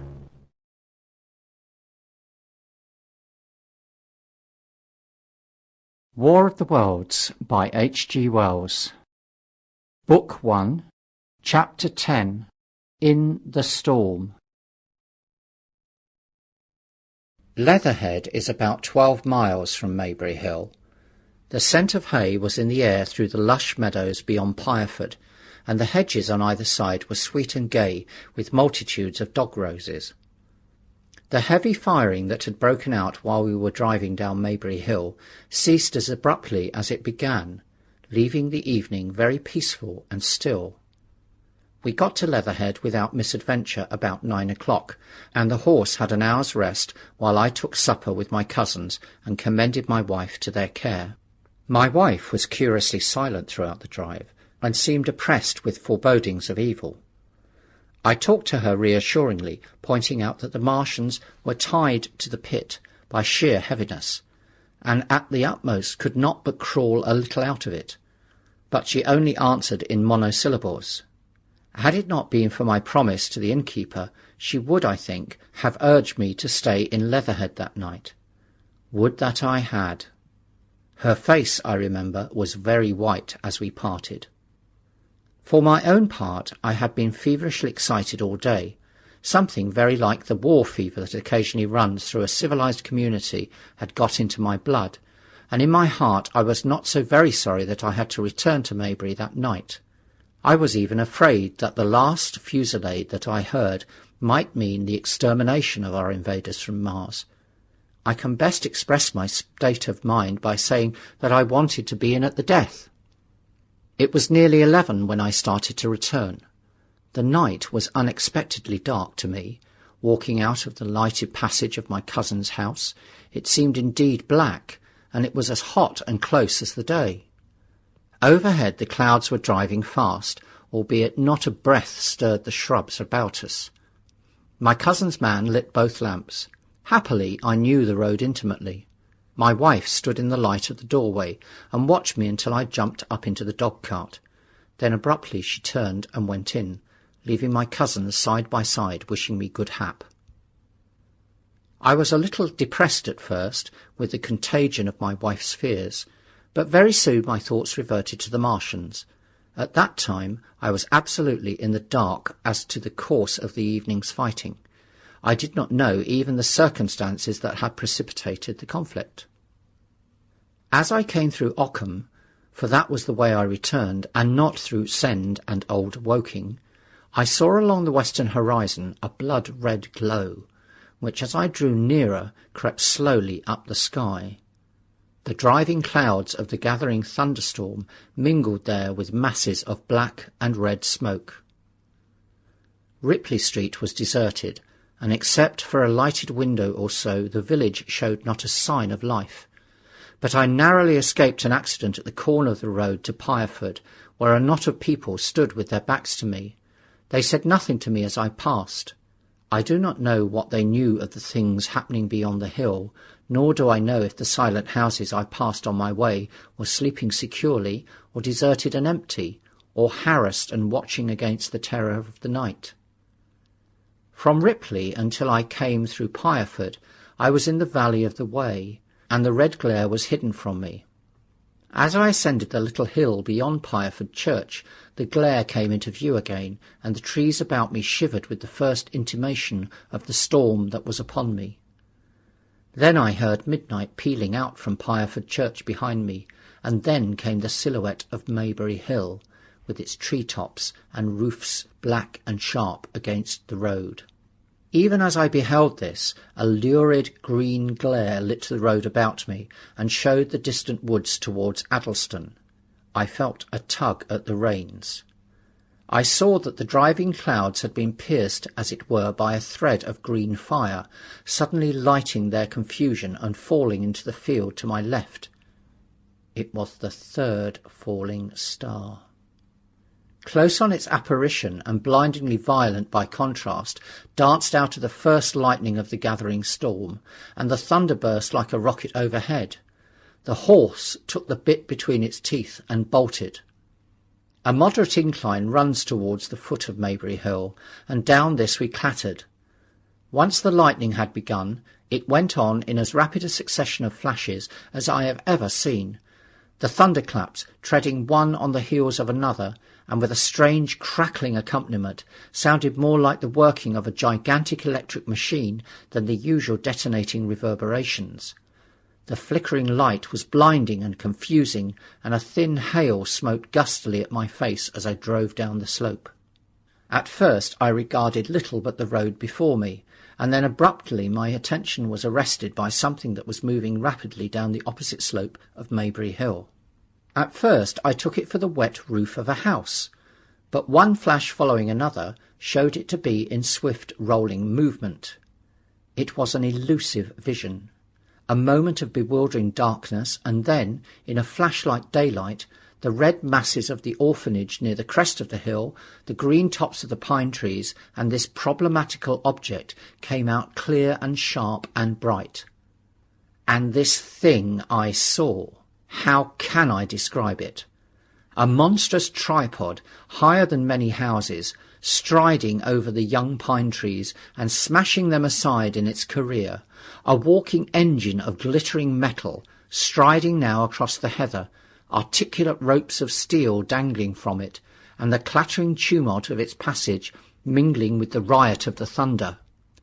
A flash, and it came out vividly, heeling over one way with 2 feet in the air, to vanish and reappear, almost instantly as it seemed, with the next flash 100 yards nearer. Can you imagine a milking stool tilted and bowled violently along the ground? That was the impression these instant flashes gave. But instead of a milking stool, imagine it a great body of machinery on a tripod stand. Then suddenly the trees in the pine wood ahead of me were parted, as brittle reeds were parted by a man thrusting through them. They were snapped off and driven headlong, and a second huge tripod appeared, rushing, as it seemed, headlong towards me. And I was galloping hard to meet it. At the sight of the second monster, my nerve went altogether. Not stopping to look round again, I wrenched the horse's head hard round to the right, and in another moment the dog-cart had heeled over upon the horse. The shaft smashed noisily, and I was flung sideways and fell heavily into a shallow pool of water. I crawled out immediately and crouched, my feet still in the water, under a clump of firs. The horse lay motionless. His neck was broken, poor brute, and by the lightning flashes I saw the black bull of the overturned dog-cart and the silhouette of the wheel still spinning slowly. In another moment the colossal mechanism went striding by me and passed uphill towards Pireford. Seen nearer, the thing was incredibly strange, for it was no mere insensate machine driving on its way. Machine it was, with a ringing metal pace and long, flexible, glittering tentacles, one of which gripped a young pine tree, swinging and rattling about its strange body. It picked its road as it went striding along, and the brazen hood that surmounted it moved to and fro with the inevitable suggestion of a head looking about. Behind the main body was a huge mass of white metal like a gigantic fisherman's basket, and puffs of green smoke squirted out from the joints of the limbs as the monster swept by me, and in an instant it was gone. So much I saw then, all vaguely from the flickering of the lightning, in blinding highlights and dense black shadows. As it passed, it set up an exultant, deafening howl that drowned the thunder. "Alloo! Alloo!" And in another minute it was with its companion, half a mile away, stooping over something in the field. I have no doubt this thing in the field was the third of the 10 cylinders they had fired at us from Mars. For some minutes I lay there in the rain and darkness, watching, by the intermittent light, these monstrous beings of metal moving about in the distance over the hedge-tops. A thin hail was now beginning, and as it came and went, their figures grew misty and then flashed into clearness again. Now and then came a gap in the lightning, and the night swallowed them up. I was soaked with hail above and puddle water below. It was some time before my blank astonishment would let me struggle up the bank to a drier position or think at all about my imminent peril. Not far from me was a little one-roomed squatter's hut of wood, surrounded by a patch of potato garden. I struggled to my feet at last, and crouching and making use of every chance of cover, I made a run for this. I hammered at the door, but I could not make the people hear, if there were any people inside, and after a time I desisted, and availing myself of a ditch for the greater part of the way, succeeded in crawling unobserved by these monstrous machines into the pine woods towards Maybury. Under cover of this I pushed on, wet and shivering now, towards my own house. I walked among the trees, trying to find the footpath. It was very dark indeed in the wood, for the lightning was now becoming infrequent, and the hail, which was pouring down in a torrent, fell in columns through the gaps in the heavy foliage. If I had fully realized the meaning of all the things that I had seen, I should have immediately worked my way round through Byfleet to Street Cobham, and so gone back to rejoin my wife at Leatherhead. But that night the strangeness of things about me and my physical wretchedness prevented me, for I was bruised, weary, wet to the skin, deafened and blinded by the storm. I had a vague idea of going on to my own house, and that was as much motive as I had. I staggered through the trees, fell into a ditch and bruised my knees against a plank, and finally splashed out into the lane that ran down from the College Arms. I say splashed, for the storm water was sweeping the sand down the hill in a muddy torrent. There in the darkness a man blundered into me and sent me reeling back. He gave a cry of terror, sprang sideways, and rushed on before I could gather my wits sufficiently to speak to him. So heavy was the stress of the storm just at this place that I had the hardest task to win my way up the hill. I went close up to the fence on the left and worked my way along its palings. Near the top I stumbled upon something soft, and by a flash of lightning saw between my feet a heap of black broadcloth and a pair of boots. Before I could distinguish clearly how the man lay, the flicker of light had passed. I stood over him waiting for the next flash. When it came, I saw that he was a sturdy man, cheaply but not shabbily dressed. His head was bent under his body, and he lay crumpled up close to the fence, as though he had been flung violently against it. Overcoming the repugnance natural to one who has never before touched a dead body, I stooped and turned over him to feel for his heart. He was quite dead. Apparently his neck had been broken. The lightning flashed for a third time, and his face leapt upon me. I sprang to my feet. It was the landlord of the Spotted Dog, whose conveyance I had taken. I stepped over him gingerly and pushed up the hill. I made my way by the police station and the College Arms towards my own house. Nothing was burning on the hillside, though from the common there still came a red glare and a rolling tumult of ruddy smoke beating up against the drenching hail. So far as I could see by the flashes, the houses about me were mostly uninjured. By the College Arms a deep heap lay in the road. Down the road towards Maybury Bridge there were voices and the sound of feet, but I had not the courage to shout or go to them.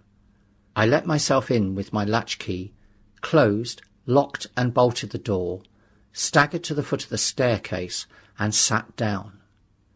My imagination was full of those striding metallic monsters, and of the dead body smashed against the fence. I crouched at the foot of the staircase with my back to the wall, shivering violently. End of chapter 10.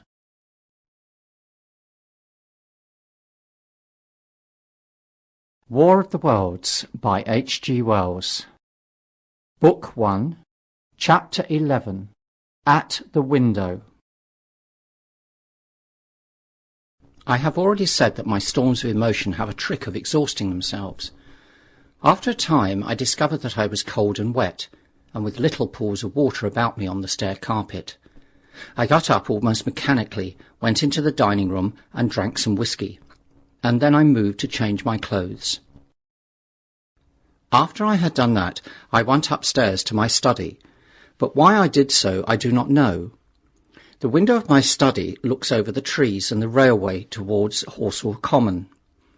In the hurry of our departure, this window had been left open. The passage was dark, and, by contrast with the picture the window frame enclosed, the room seemed impenetrably dark. I stopped short in the doorway. The thunderstorm had passed.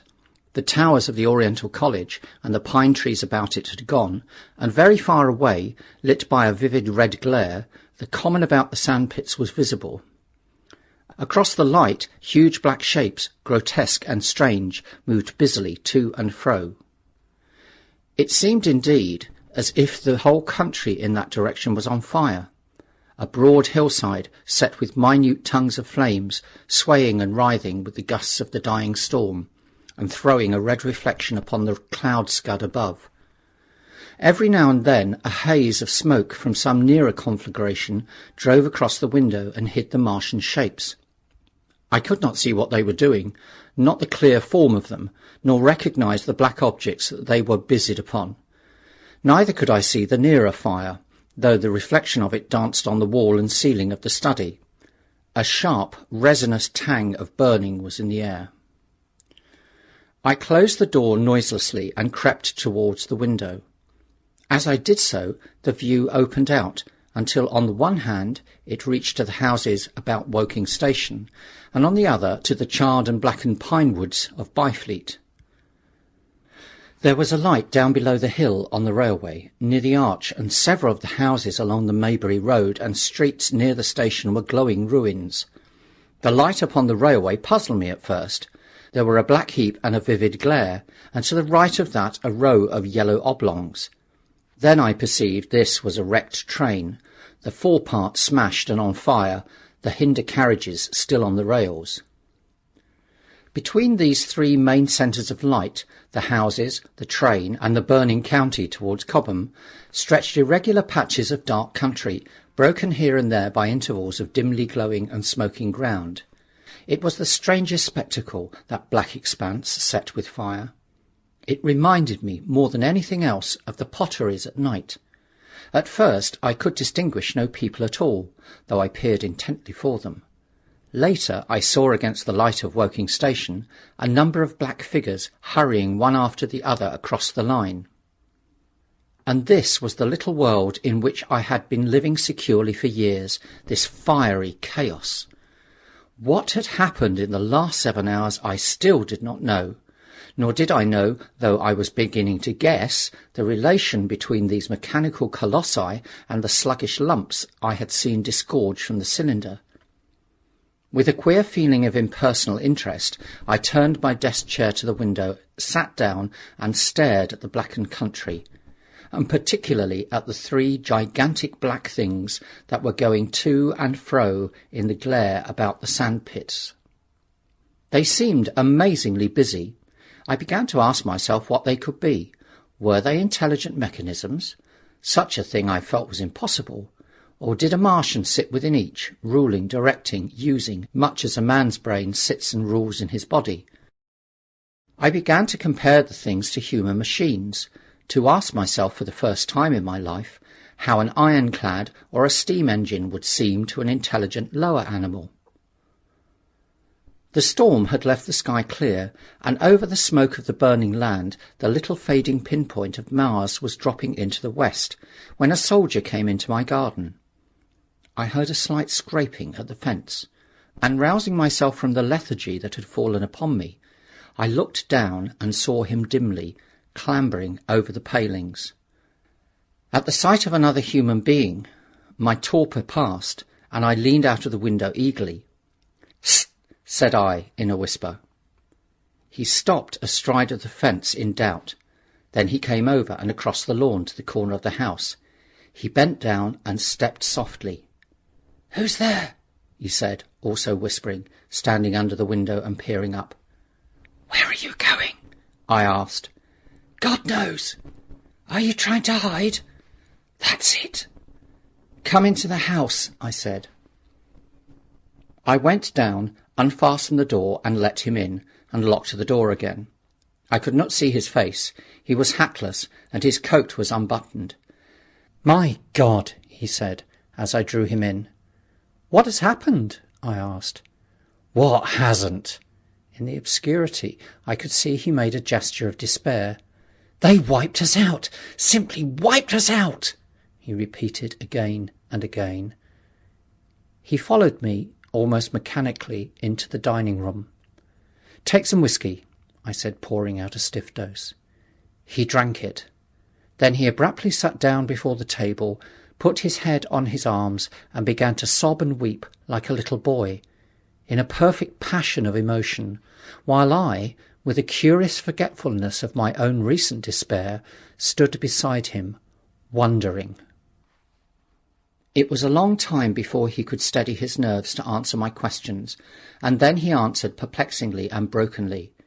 He was a driver in the artillery and had only come into action about 7. At that time firing was going on across the common, and it was said the first party of Martians were crawling slowly towards their second cylinder under cover of a metal shield. Later this shield staggered up on tripod legs and became the first of the fighting machines I had seen. The gun he drove had been unlimbered near Horsell in order to command the sandpits, and its arrival it was that had precipitated the action.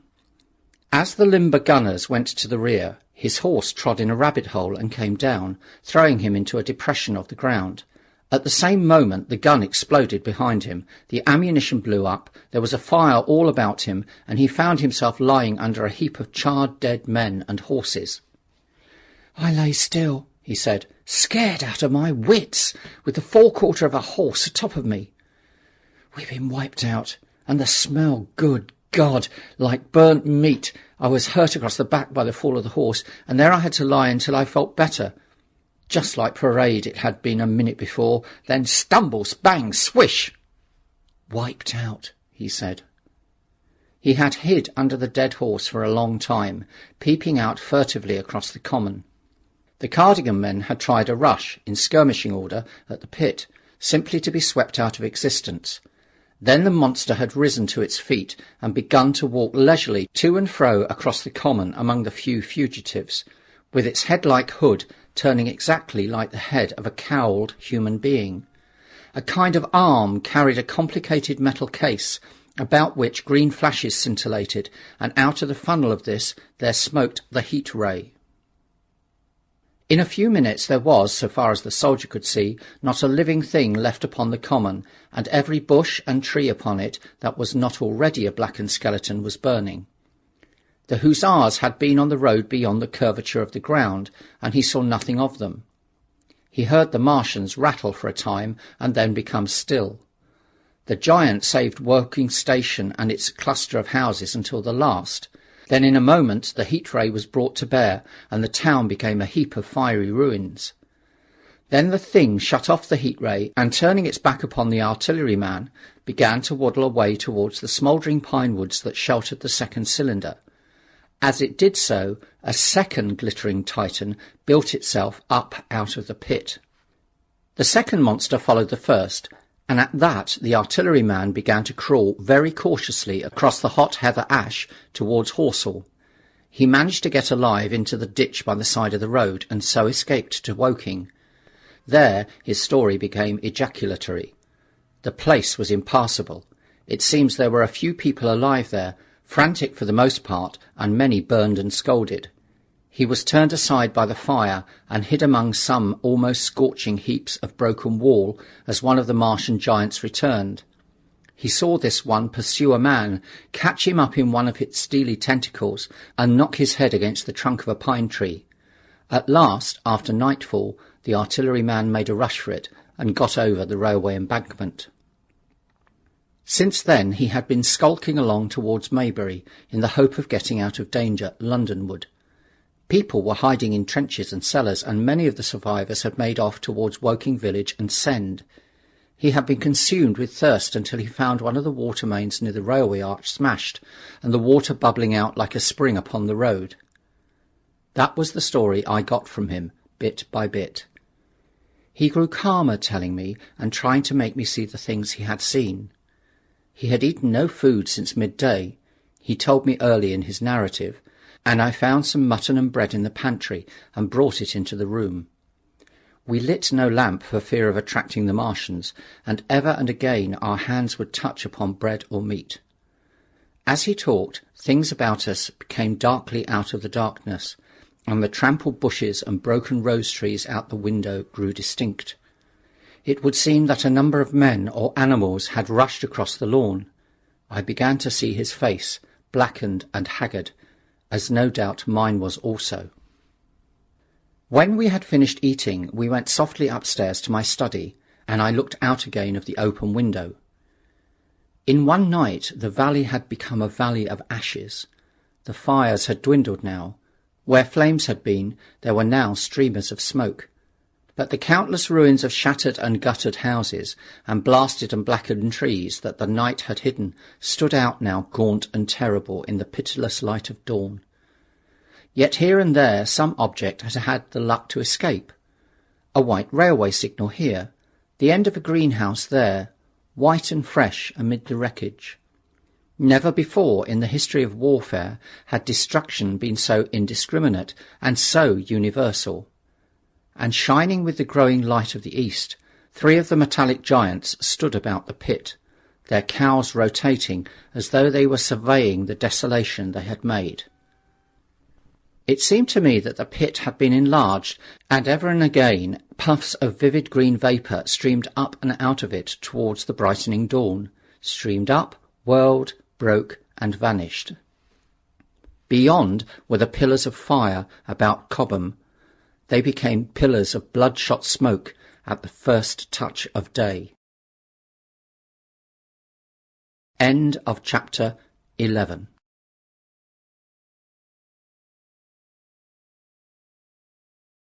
War of the Worlds by H. G. Wells. Book 1, Chapter 12. What I Saw of the Destruction of Weybridge and Shepperton. As the dawn grew brighter, we withdrew from the window from which we had watched the Martians and went very quietly downstairs. The artilleryman agreed with me that the house was no place to stay in. He proposed, he said, to make his way Londonward and thence rejoin his battery, number 12 of the Horse Artillery.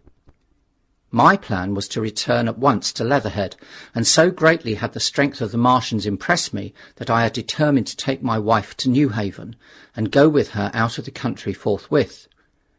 For I already perceived clearly that the country about London must inevitably be the scene of a disastrous struggle before such creatures as these could be destroyed. Between us and Leatherhead, however, lay the third cylinder, with its guarding giants. Had I been alone, I think I should have taken my chances and struck across country, but the artilleryman dissuaded me. "It's no kindness to the right sort of wife," he said, "to make her a widow." And in the end I agreed to go with him under cover of the woods northward as far as Street Cobham before I parted with him. Thence I would make a big detour by Epsom to reach Leatherhead. I should have started at once, but my companion had been in active service, and he knew better than that.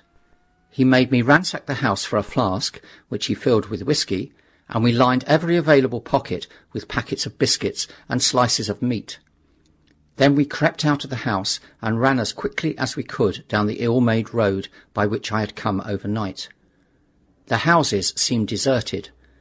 In the road lay a group of 3 charred bodies close together, struck dead by the heat ray, and here and there were things that people had dropped, a clock, a slipper, a silver spoon, and the like poor valuables.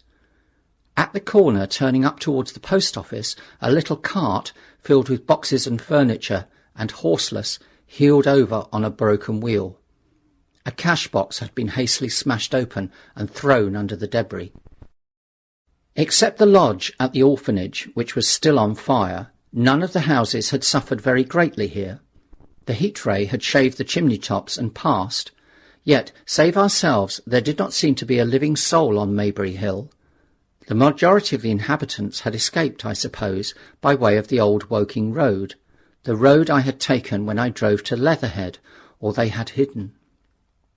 We went down the lane, by the body of the man in black, sodden now from the overnight hail, and broke into the woods at the foot of the hill. We pushed through these towards the railway without meeting a soul. The woods across the line were but the scarred and blackened ruins of woods. For the most part the trees had fallen, but a certain proportion still stood, dismal grey stems, with dark brown foliage instead of green. On our side the fire had done no more than scorch the nearer trees. It had failed to secure its footing. In one place the woodman had been at work on Saturday.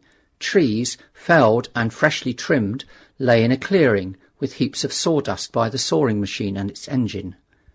Hard by was a temporary hut, deserted. There was not a breath of wind this morning, and everything was strangely still. Even the birds were hushed, and as we hurried along, I and the artilleryman talked in whispers, and looked now and again over our shoulders. Once or twice we stopped to listen. After a time we drew near the road, and as we did so we heard the clatter of hoofs, and saw through the tree stems 3 cavalry soldiers riding slowly towards Woking. We hailed them, and they halted while we hurried towards them. It was a lieutenant and a couple of privates of the 8th Hussars, with a stand like a theodolite, which the artilleryman told me was a heliograph. "You are the first men I've seen coming this way this morning," said the lieutenant. "What's brewing?" His voice and face were eager. The men behind him stared curiously. The artilleryman jumped down the bank into the road and saluted. "Gun destroyed last night, sir. Have been hiding. Trying to rejoin battery, sir. You'll come in sight of the Martians, I expect, about half a mile along this road." "What the dickens are they like?" asked the lieutenant. "Giants in armour, sir. 100 feet high, 3 legs and a body like aluminium, with a mighty great head in a hood, sir." "Get out," said the lieutenant. "What confounded nonsense!" "You'll see, sir. They carry a kind of box, sir, that shoots fire and strikes you dead." "What do you mean, a gun?" "No, sir." And the artilleryman began a vivid account of the heat ray. Halfway through, the lieutenant interrupted him and looked up at me. I was still standing on the bank by the side of the road. "It's perfectly true," I said. "Well," said the lieutenant, "I suppose it's my business to see to it too. Look here," to the artilleryman, "we're detailed here clearing people out of their houses. You'd better go along and report yourself to Brigadier General Marvin and tell him all you know. He's at Weybridge. Know the way?" "I do," I said, and he turned his horse southward again. "Half a mile, you say?" said he. "At most," I answered, and pointed over the tree-tops southward. He thanked me and rode on, and we saw them no more. Farther along we came upon a group of 3 women and 2 children in the road, busy clearing out a labourer's cottage. They had got hold of a little hand truck and were piling it up with unclean-looking bundles and shabby furniture. They were all too assiduously engaged to talk to us as we passed. By Byfleet Station we emerged from the pine trees and found the country calm and peaceful under the morning sunlight. We were far beyond the range of the heat ray there, and had it not been for the silent desertion of some of the houses, the stirring movement of packing in others, and the knot of soldiers standing on the bridge over the railway and staring down the line towards Woking, the day would have seemed like any other Sunday. Several farm wagons and carts were moving creakily along the road to Addleston, and suddenly through the gate of a field we saw, across a stretch of flat meadow, 6 12-pounders standing neatly at equal distances pointing towards Woking. The gunners stood by the guns waiting, and the ammunition wagons were at a business-like distance. The men stood almost as if under inspection. "That's good," said I. "They will get one fair shot at any rate." The artillerymen hesitated at the gate. "I shall go on," he said. Farther on towards Weybridge, just over the bridge, there were a number of men in white fatigue jackets throwing up a long rampart, and more guns behind. "It's bows and arrows against the lightning anyhow," said the artilleryman. "They haven't seen that fire beam yet." The officers who were not actively engaged stood and stared over the tree-tops southwestward, and the men digging would stop every now and again to stare in the same direction. Byfleet was in tumult, people packing, and a score of hussars, some of them dismounted, some on horseback, were hunting them about. 3 or 4 black government wagons, with crosses in white circles, and an old omnibus, among other vehicles, were being loaded in the village street. There were scores of people, most of them sufficiently sabbatical to have assumed their best clothes.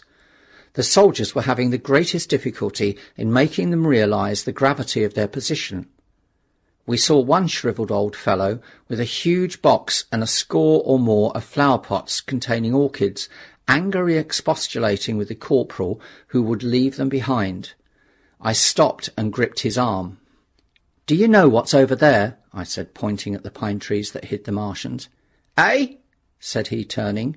"I was explaining. These is valuable." "Death!" I shouted. "Death is coming! Death!" And leaving him to digest that if he could, I hurried on after the artilleryman. At the corner I looked back. The soldier had left him, and he was still standing by his box with the pots of orchids on the lid of it, and staring vaguely over the trees. No one in Weybridge could tell us where the headquarters were established. The whole place was in such confusion as I have never seen in any town before. Carts, carriages everywhere, the most astonishing miscellany of conveyances and horseflesh. The respectable inhabitants of the place, men in golf and boating costumes, wives prettily dressed, were packing, riverside loafers energetically helping, children excited, and, for the most part, highly delighted at this astonishing variation of their Sunday experience.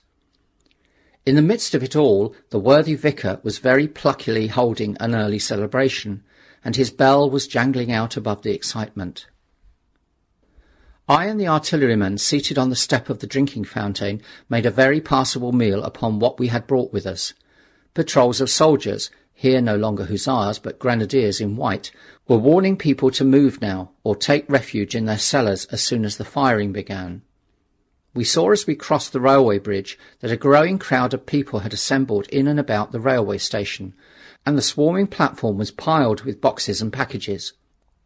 The ordinary traffic had been stopped, I believe, in order to allow of the passage of troops and guns to Chertsey, and I have heard since that a savage struggle occurred for places in the special trains that were put on at a later hour. We remained at Weybridge until midday, and at that hour we found ourselves at the place near Shepperton Lock where the Wey and the Thames join. Part of the time we spent helping two old women to pack a little cart. The Wey has a treble mouth, and at this point boats are to be hired, and there was a ferry across the river. On the Shepperton side was an inn with a lawn, and beyond that the tower of Shepperton Church, it had been replaced by a spire, rose above the trees. Here we found an excited and noisy crowd of fugitives. As yet the flight had not grown to a panic, but there were already far more people than all the boats going to and fro could enable to cross. People came panting along under heavy burdens. One husband and wife were even carrying a small outhouse door between them, with some of their household goods piled thereon. One man told us he meant to try to get away from Shepperton Station. There was a lot of shouting, and one man was even jesting. The idea people seemed to have here was that the Martians were simply formidable human beings, who might attack and sack the town, to be certainly destroyed in the end. Every now and then people would glance nervously across the way, at the meadows towards Chertsey, but everything over there was still.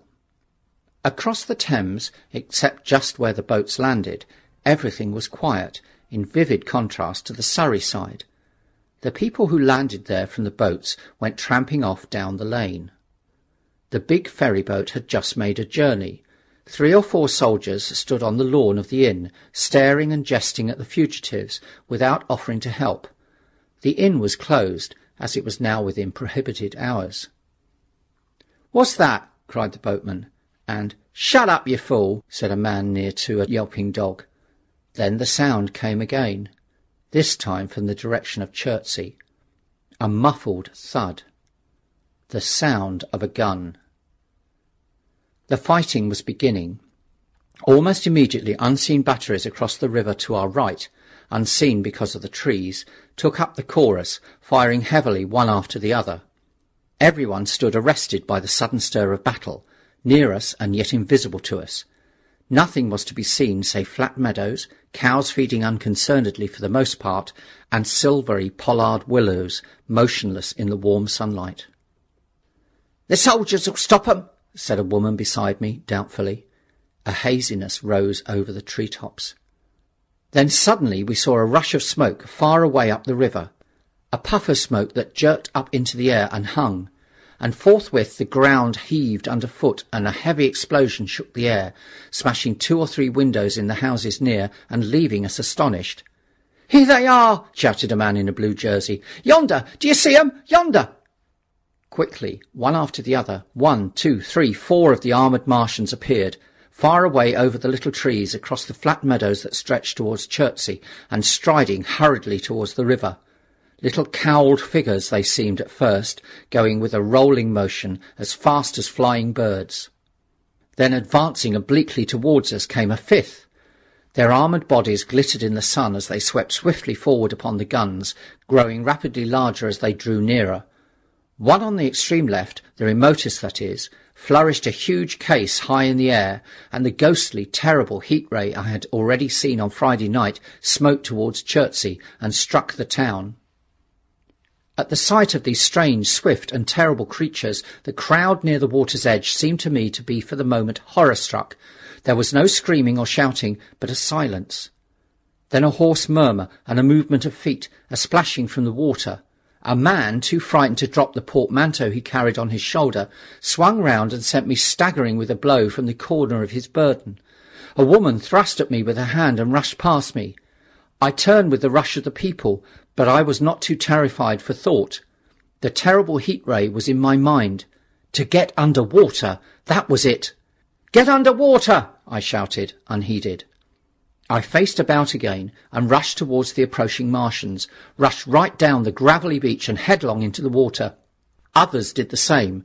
A boatload of people putting back came leaping out as I rushed past. The stones under my feet were muddy and slippery, and the river was so low that I ran perhaps 20 feet, scarcely waist deep. Then, as the Martian towered overhead, scarcely a couple of 100 yards away, I flung myself forward under the surface. The splashes of the people in the boats leaping into the river sounded like thunderclaps in my ears. People were landing hastily on both sides of the river, but the Martian machine took no more notice of the moment of the people running this way and that than a man would of the confusion of ants in a nest against which his foot had kicked. When, half suffocated, I raised my head above water, the Martian's hood pointed at the batteries that were still firing across the river, and as it advanced it swung loose what must have been the generator of the heat ray. In another moment it was on the bank, and in a stride wading halfway across. The knees of the foremost leg bent at the farther bank, and in another moment it had raised itself to its full height again, close to the village of Shepperton. Forthwith the 6 guns, which unknown to anyone on the right bank had been hidden behind the outskirts of the village, fired simultaneously. The sudden near concussion, the last close upon the first, made my heart jump. The monster was already raising the case generating the heat ray as the first shell burst 6 yards above the hood. I gave a cry of astonishment. I saw and thought nothing of the other 4 Martian monsters. My attention was riveted on the nearest incident. Simultaneously 2 other shells burst in the air near the body as the hood twisted round in time to receive, but not in time to dodge, the 4th shell. The shell burst clean in the face of the thing. The hood bulged, flashed, was whirled off in a dozen tattered fragments of red flesh and glittering metal. "Hit!" shouted I, with something between a scream and a cheer. I heard answering shouts from the people in the water about me. I could have leapt out of the water with that momentary exultation. The decapitated colossus reeled like a drunken giant, but it did not fall over. It recovered its balance by a miracle, and no longer heeding its steps, and with the camera that fired the heat ray now rigidly upheld, it reeled swiftly upon Shepperton. The living intelligence, the Martian within the hood, was slain and splashed to the 4 winds of heaven, and the thing was now but a mere intricate device of metal whirling to destruction. It drove along in a straight line, incapable of guidance. It struck the tower of Shepperton Church, smashing it down as the impact of a battering ram might have done, swerved aside, blundered on, and collapsed with tremendous force into the river out of my sight. A violent explosion shook the air, and a spout of water, steam, mud, and shattered metal shot far up into the sky.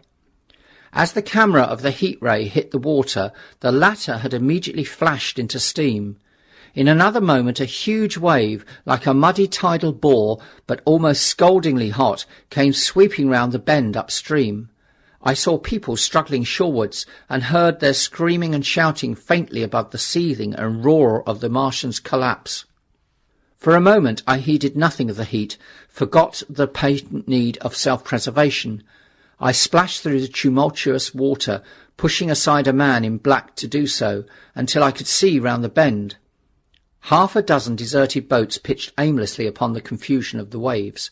The fallen Martian came into sight downstream, lying across the river and for the most part submerged. Thick clouds of steam were pouring off the wreckage, and through the tumultuously whirling wisps I could see intermittently and vaguely the gigantic limbs churning the water and flinging a splash and spray of mud and froth into the air. The tentacles swayed and struck like living arms, and save for the helpless purposelessness of these movements, it was as if some wounded thing were struggling for its life amid the waves. Enormous quantities of a ruddy brown fluid were spurting up in noisy jets out of the machine. My attention was diverted from this death flurry by a furious yelling, like that of the thing called a siren in our manufacturing towns. A man, knee-deep near the towing path, was shouting inaudibly to me and pointed. Looking back, I saw the other Martians advancing with gigantic strides down the riverbank from the direction of Chertsey. The Shepperton guns spoke this time unavailingly. At that, I ducked at once under the water, and holding my breath until movement was an agony, blundered painfully ahead under the surface as long as I could.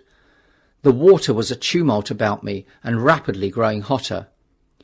When for a moment I raised my head to take breath and throw the hair and water from my eyes, the steam was rising in a whirling white fog that at first hid the Martians altogether. The noise was deafening. Then I saw them dimly, colossal figures of grey, magnified by the mist. They had passed by me, and two were stooping over the frothing, tumultuous ruins of their comrade. The third and fourth stood beside him in the water, one perhaps 200 yards from me, and the other towards Laleham. The generators of the heat rays waved high, and the hissing beams smote down this way and that. The air was full of sound, a deafening and confusing conflict of noises, the clangorous din of the Martians, the crash of falling houses, the thud of trees, fences, sheds flashing into flame, and the crackling and roaring of fire. Dense black smoke was leaping up to mingle with the steam from the river, and as the heat ray went to and fro over Weybridge, its impact was marked by flashes of incandescent white that gave place at once to a smoky dance of lurid flames. The nearer houses stood still intact, awaiting their fate, shadowy, faint, and pallid in the steam, with the fire behind them going to and fro. For a moment perhaps I stood there, breast high in the almost boiling water, dumbfounded at my position, hopeless of escape. Through the reek I could see the people who had been with me in the river scrambling out of the water through the reeds, like little frogs hurrying through the grass from the advance of a man, or running to and fro in utter dismay on the towpath. Then suddenly the white flashes of the heat ray came leaping towards me. The houses caved in as they dissolved at its touch and darted out flames. The trees changed to fire with a roar.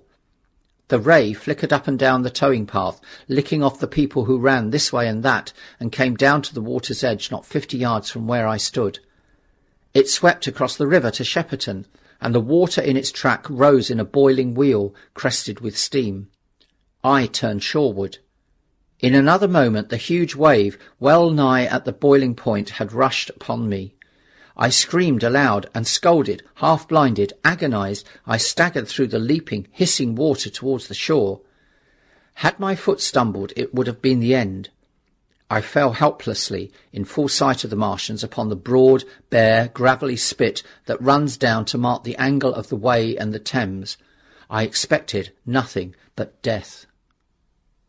I have a dim memory of the foot of a Martian coming down with a score of yards of my head, driving straight into the loose gravel, whirling it this way and that, and lifting again. Of a long suspense, and then of the four carrying the debris of their comrade between them, now clear and then presently faint through the veil of smoke, receding interminably, as it seemed to me, across a vast space of river and meadow. And then, very slowly, I realized that by a miracle I had escaped. End of chapter 12.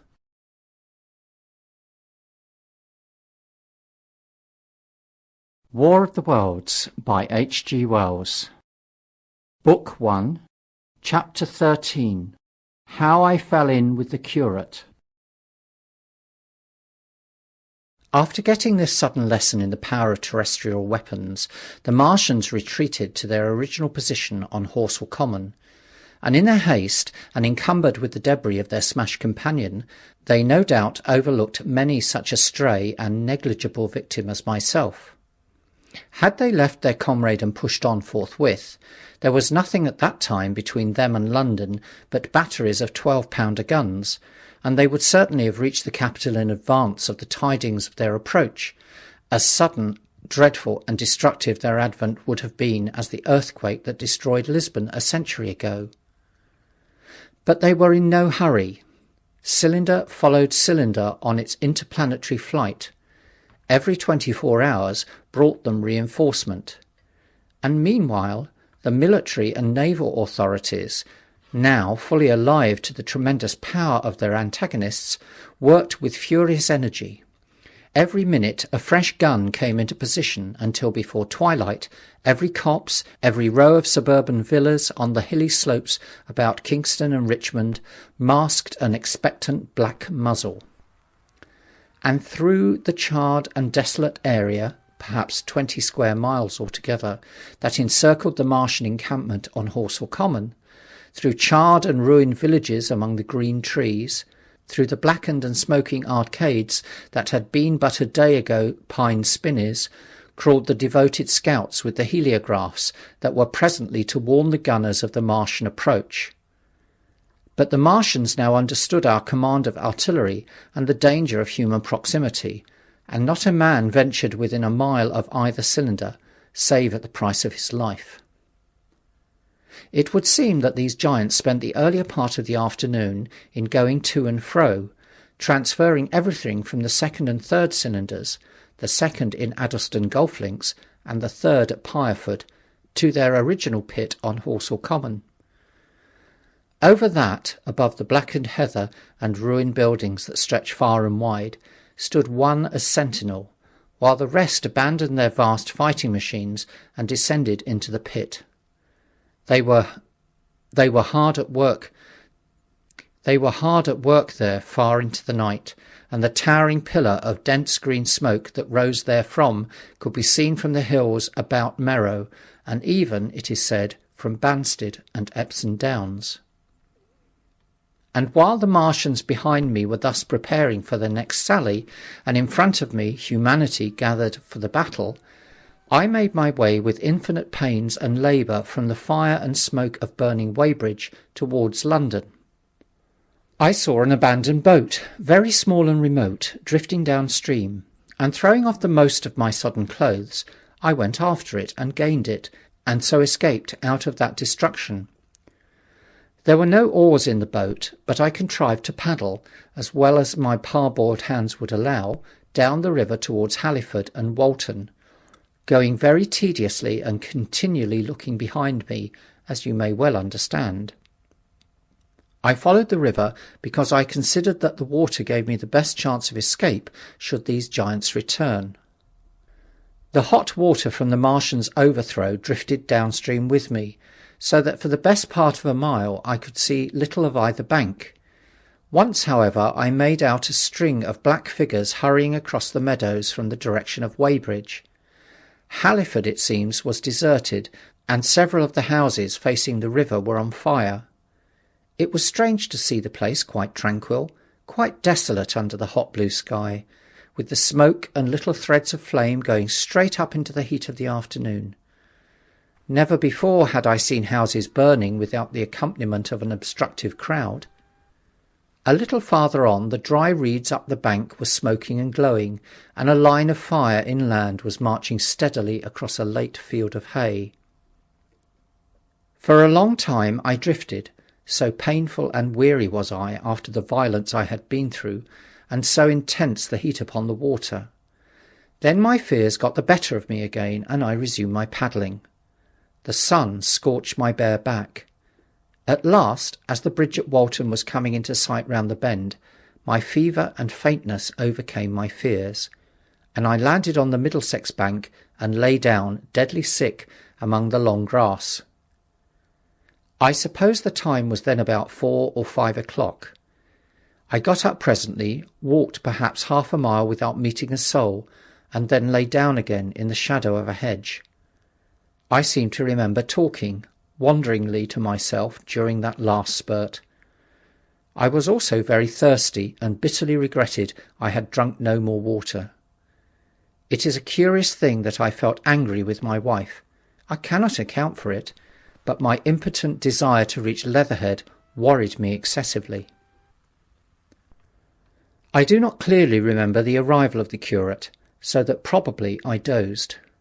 I became aware of him as a seated figure in a soot-smudged shirt-sleeves, and with his upturned, clean-shaven face staring at a faint flickering that danced over the sky. The sky was what is called a mackerel sky, rows and rows of faint down plumes of cloud, just tinted with the midsummer sunset. I sat up, and at the rustle of my motion, he looked at me quickly. "Have you any water?" I asked abruptly. He shook his head. "You've been asking for water for the last hour," he said. For a moment we were silent, taking stock of each other. I dare say he found me a strange enough figure, naked, save for my water-soaked trousers and socks, scalded, and my face and shoulders blackened by the smoke. His face was a fair weakness, his chin retreated, and his hair lay in crisp, almost flaxen curls on his low forehead. His eyes were rather large, pale blue, and blankly staring. He spoke abruptly, looking vacantly away from me. "What does this mean?" he said. "What do these things mean?" I stared at him and made no answer. He extended a thin white hand and spoke in almost a complaining tone. "Why are these things permitted? What sins have we done? The morning service was over.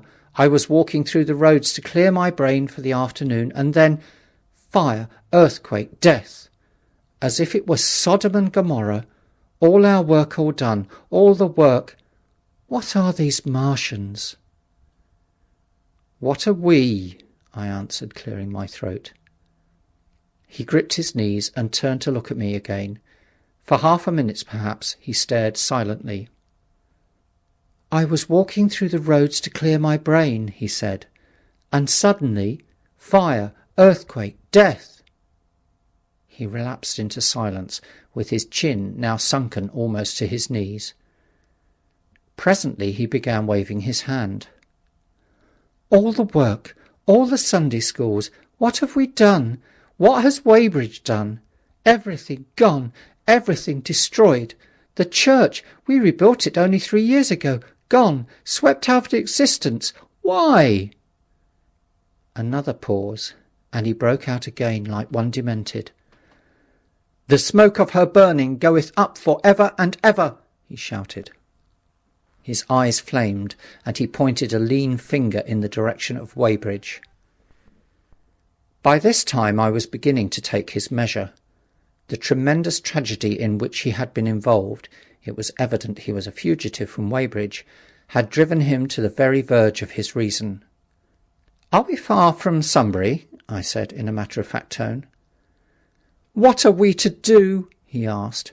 "Are these creatures everywhere? Has the earth been given over to them?" "Are we far from Sunbury?" "Only this morning I officiated at early celebration. Things have changed," I said quietly. "You must keep your head. There is still hope." "Hope?" "Yes, plentiful hope for all this destruction." I began to explain my view of our position. He listened at first, but as I went on the interest dawning in his eyes gave place to their former stare, and his regard wandered from me.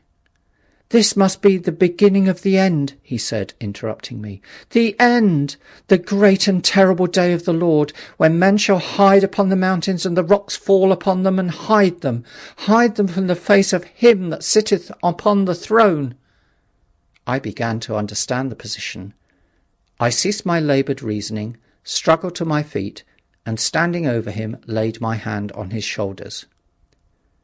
"Be a man," I said. "You are scared out of your wits. What good is religion if it collapses under calamity? Think of what earthquakes and floods, wars and volcanoes have done before to men. Did you think God had exempted Weybridge? He is not an insurance agent." For a time he sat in blank silence. "But how can we escape?" he asked suddenly. "They are invulnerable. They are pitiless." "Neither the one nor perhaps the other," I answered. "And the mightier they are, the more sane and wary should we be. One of them was killed yonder not 3 hours ago."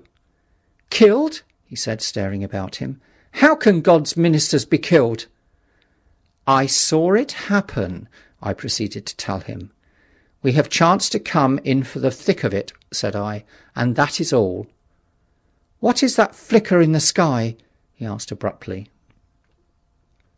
I told him it was the heliograph signalling, that it was the sign of human help and effort in the sky. "We are in the midst of it," I said. "Quiet as it is. That flicker in the sky tells of the gathering storm. Yonder, I take it, are the Martians, and Londonward, where those hills rise about Richmond and Kingston, and the trees give cover, earthworks are being thrown up and guns are being placed. Presently the Martians will be coming this way again." And even as I spoke, he sprang to his feet and stopped me by a gesture. "Listen," he said. From beyond the low hills across the water came the dull resonance of distant guns, and a remote, weird crying. Then everything was still. A cockchafer came droning over the hedge and past us. High in the west, the crescent moon hung faint and pale above the smoke of Weybridge and Shepperton and the hot, still splendour of the sunset. "We had better follow this path," I said. "Northward." End of chapter 13.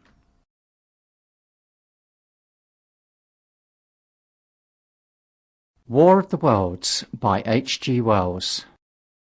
Book 1, Chapter 14. In London.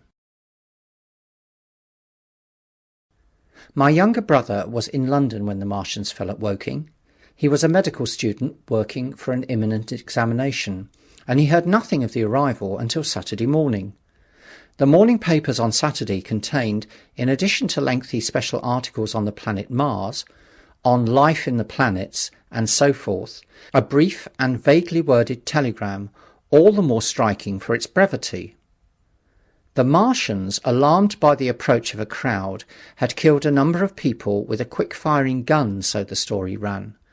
The telegram concluded with the words, "Formidable as they seem to be, the Martians have not moved from the pit into which they have fallen, and indeed seem incapable of doing so. Probably this is due to the relative strength of the Earth's gravitational energy."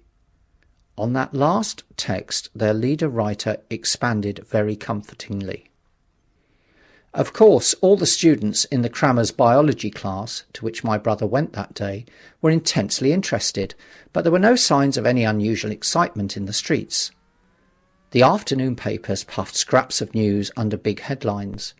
They had nothing to tell beyond the movements of troops about the Common and the burning of the pine woods between Woking and Weybridge until 8. Then the St. James's Gazette, in an extra special edition, announced the bare fact of the interruption of telegraphic communication. This was thought to be due to the falling of burning pine trees across the line. Nothing more of the fighting was known that night, the night of my drive to Leatherhead and back. My brother felt no anxiety about us, as he knew from the description in the papers that the cylinder was a good 2 miles from my house. He made up his mind to run down that night to me, in order, as he says, to see the things before they were killed. He dispatched a telegram which never reached me about 4 o'clock, and spent the evening at a music hall.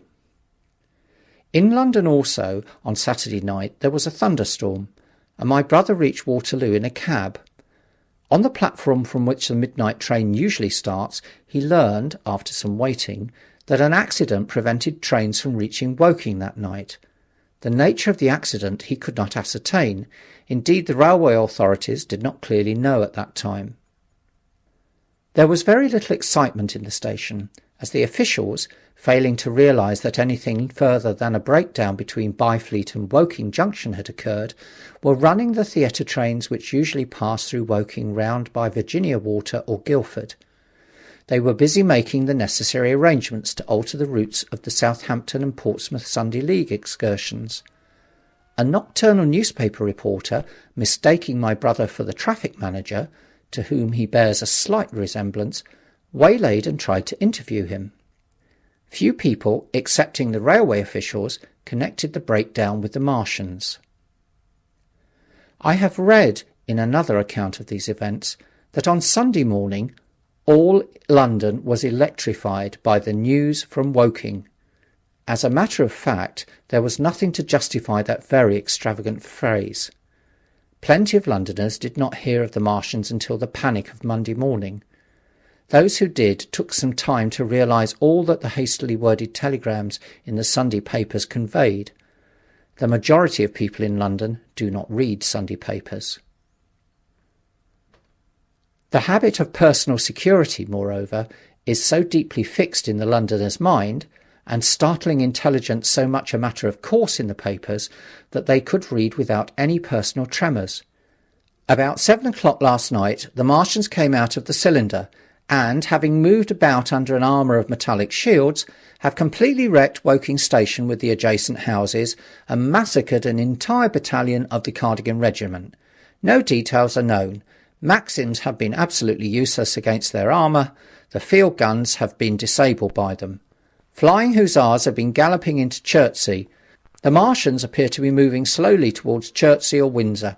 Great anxiety prevails in West Surrey, and earthworks are being thrown up to check the advance Londonward.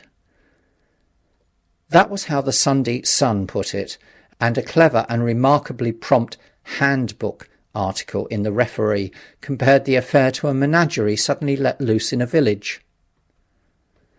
No one in London knew positively of the nature of the armoured Martians, and there was still a fixed idea that these monsters must be sluggish, crawling, creeping painfully. Such expressions occurred in almost all the earlier reports. None of the telegrams could have been written by an eyewitness of their advance. The Sunday papers printed separate editions as further news came to hand, some even in default of it. But there was particularly nothing more to tell people until late in the afternoon, when the authorities gave the press agencies the news in their possession. It was stated that people of Walton and Weybridge and all the district were pouring along the roads Londonward, and that was all. My brother went to church at the Foundling Hospital in the morning, still in ignorance of what had happened on the previous night. There he heard allusions made to the invasion, and a special prayer for peace. Coming out, he brought a referee. He became alarmed at the news in this, and went again to Waterloo Station to find out if communication were restored. The omnibuses, carriages, cyclists, and innumerable people walking in their best clothes seemed scarcely affected by the strange intelligence that the news vendors were disseminating. People were interested, or, if alarmed only on account of the local residents. At the station he heard for the first time that the Windsor and Chertsey lines were now interrupted. The porters told him that several remarkable telegrams had been received in the morning from Byfleet and Chertsey stations, but that these had abruptly ceased. My brother could get very little precise detail out of them. "There's fighting going on about Weybridge," was the extent of their information. The train service was now very much disorganised. Quite a number of people who had been expecting friends from places on the south-western network were standing about the station. One grey-headed old gentleman came and abused the South Western Company bitterly to my brother. "It wants showing up," he said. 1 or 2 trains came in from Richmond, Putney and Kingston, containing people who had gone for a day's boating and found the locks closed, and a feeling of panic in the air. A man in a blue and white blazer addressed my brother, full of strange tidings. "There's hosts of people driving into Kingston in traps and carts and things, with boxes of valuables and all that," he said.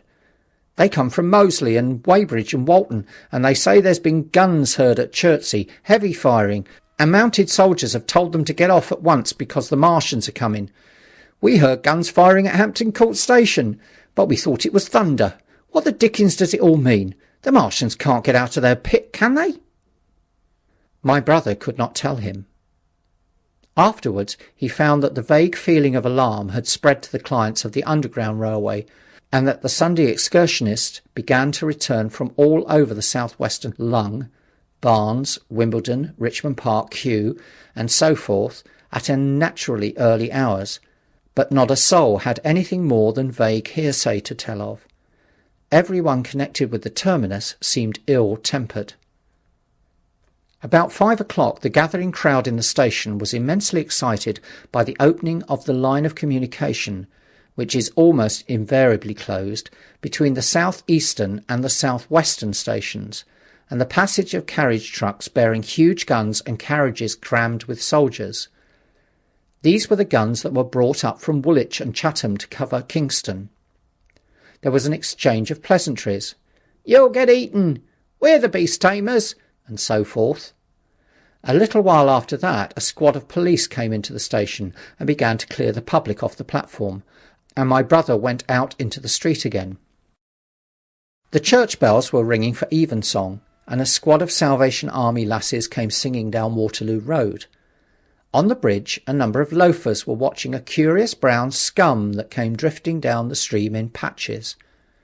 The sun was just setting, and the clock tower and the Houses of Parliament rose against one of the most peaceful skies it was possible to imagine, a sky of gold, barred with long transverse stripes of reddish-purple colour.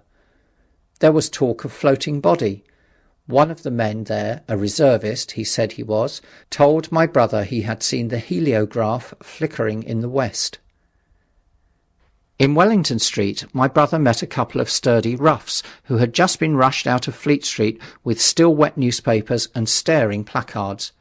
"Dreadful catastrophe," they bawled one to another down Wellington Street. "Fighting at Weybridge. Full description. Repulse of the Martians. London in danger." He had to give threepence for a copy of that paper. Then it was, and then only, that he realised something of the full power and terror of these monsters. He learned that they were not merely a handful of small, sluggish creatures, but that they were mind-swaying vast mechanical bodies, that they could move swiftly and smite with such power that even the mightiest guns could not stand against them. They were described as vast spider-like machines, nearly 100 feet high, capable of the speed of an express train and able to shoot out a beam of intense heat. Masked batteries, chiefly of field guns, had been planted in the country about Horsell Common, and especially between the Woking district and London. 5 of the machines had been seen moving towards the Thames, and one, by a happy chance, had been destroyed. In the other cases, the shells had missed, and the batteries had been at once annihilated by the heat rays. Heavy losses of soldiers were mentioned, but the tone of the dispatch was optimistic. The Martians had been repulsed. They were not invulnerable. They had retreated to their triangle of cylinders again in the circle about Woking. Signallers with heliographs were pushing forward upon them from all sides. Guns were in rapid transit from Windsor, Portsmouth, Aldershot, Woolwich, even from the north, among others long wire guns of 95 tons from Woolwich. Altogether 116 were in position or being hastily placed, chiefly covering London. Never before in England had there been such a vast or rapid concentration of military material. Any further cylinders that fell, it was hoped, could be destroyed at once by high explosives, which were being rapidly manufactured and distributed. No doubt, ran the report, the situation was of the strangest and gravest description, but the public was exhorted to avoid and discourage panic. No doubt the Martians were strange and terrible in the extreme, but at the outside there could not be more than 20 of them against our millions. The authorities had reason to suppose, from the size of the cylinders, that at the outside there could not be more than 5 in each cylinder, 15 altogether, and one at least was disposed of, perhaps more. The public would be fairly warned of the approach of danger, and elaborate measures were being taken for the protection of the people in the threatened southwestern suburbs. And so, with reiterated assurances of the safety in London and the ability of the authorities to cope with the difficulty, this quasi-proclamation closed. This was printed in enormous type on paper so fresh that it was still wet, and there had been no time to add a word of comment. It was curious, my brother said, to see how ruthlessly the usual contents of the paper had been hacked and taken out to give this place. All down Wellington Street people could be seen fluttering out the pink sheets and reading, and the Strand was suddenly noisy with the voices of an army of hawkers following these pioneers. Men came scrambling off buses to secure copies. Certainly this news excited people intensely, whatever their previous apathy. The shutters of a map shop in the Strand were being taken down, my brother said, and a man in his Sunday raiment, lemon-yellow gloves even, was visible inside the window, hastily fastening maps of Surrey to the glass. Going on along the Strand to Trafalgar Square, the paper in his hand, my brother saw some of the fugitives from West Surrey.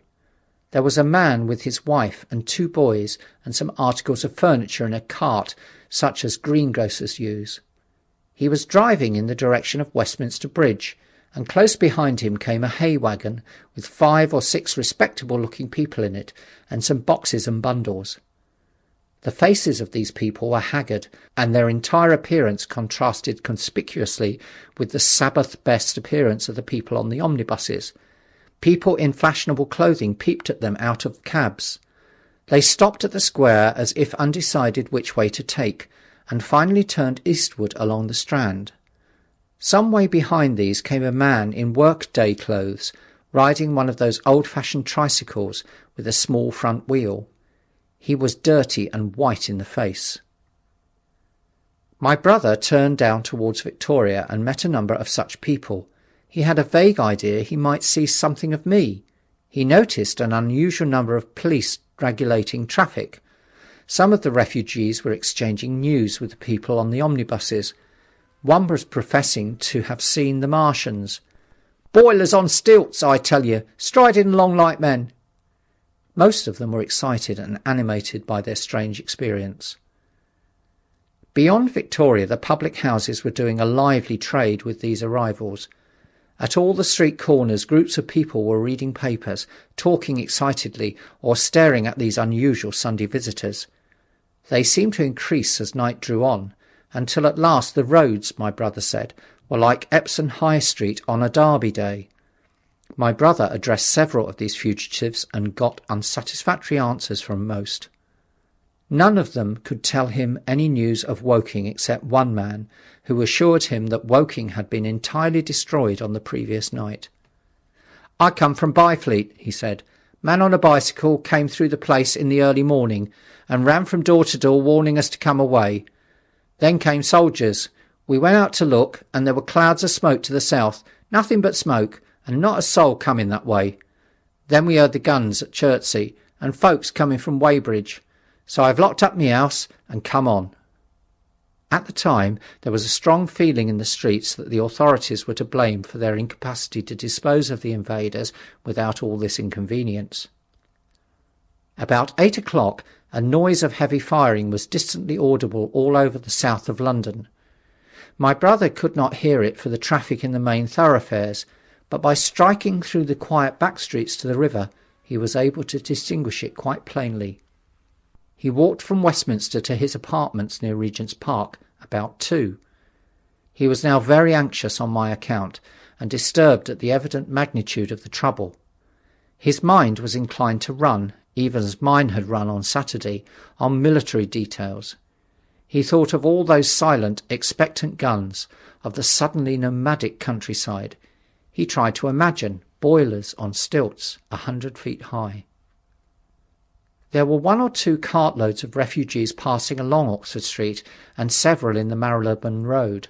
But so slowly was the news spreading that Regent Street and Portland Place were full of their usual Sunday night promenaders, albeit they talked in groups, and along the edge of Regent's Park there were as many silent couples walking out together under the scattered gas lamps as ever there had been. The night was warm and still, and a little oppressive. The sound of guns continued intermittently, and after midnight there seemed to be sheet lightning in the south. He read and reread the paper, fearing the worst had happened to me. He was restless, and after supper prowled out again aimlessly. He returned and tried in vain to divert his attention to his examination notes. He went to bed a little after midnight, and was awakened from lurid dreams in the small hours of Monday by the sound of door-knockers, feet running in the street, distant drumming, and a clamour of bells. Red reflections danced on the ceiling. For a moment he lay astonished, wondering whether day had come or the world had gone mad. Then he jumped out of bed and ran to the window. His room was an attic, and as he thrust his head out, up and down the street there were a dozen echoes of the noise of his window sash, and heads in every kind of night disarray appeared. Inquiries were being shouted. "They are coming!" bawled a policeman, hammering at the door. "The Martians are coming!" and hurried to the next door. The sound of drumming and trumpeting came from the Albany Street barracks, and every church within earshot was hard at work killing sleep with a vehement, disorderly tocsin.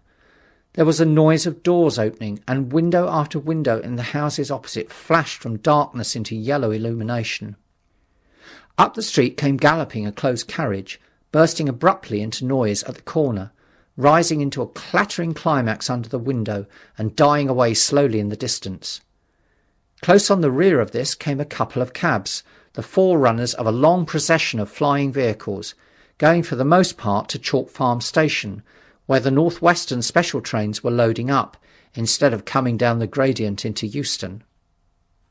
For a long time my brother stared out of the window in blank astonishment, watching the policemen hammering at door after door and delivering their incomprehensible message. Then the door behind him opened, and the man who lodged across the landing came in, dressed only in shirt, trousers and slippers, his braces loose about his waist, his hair disordered from his pillow.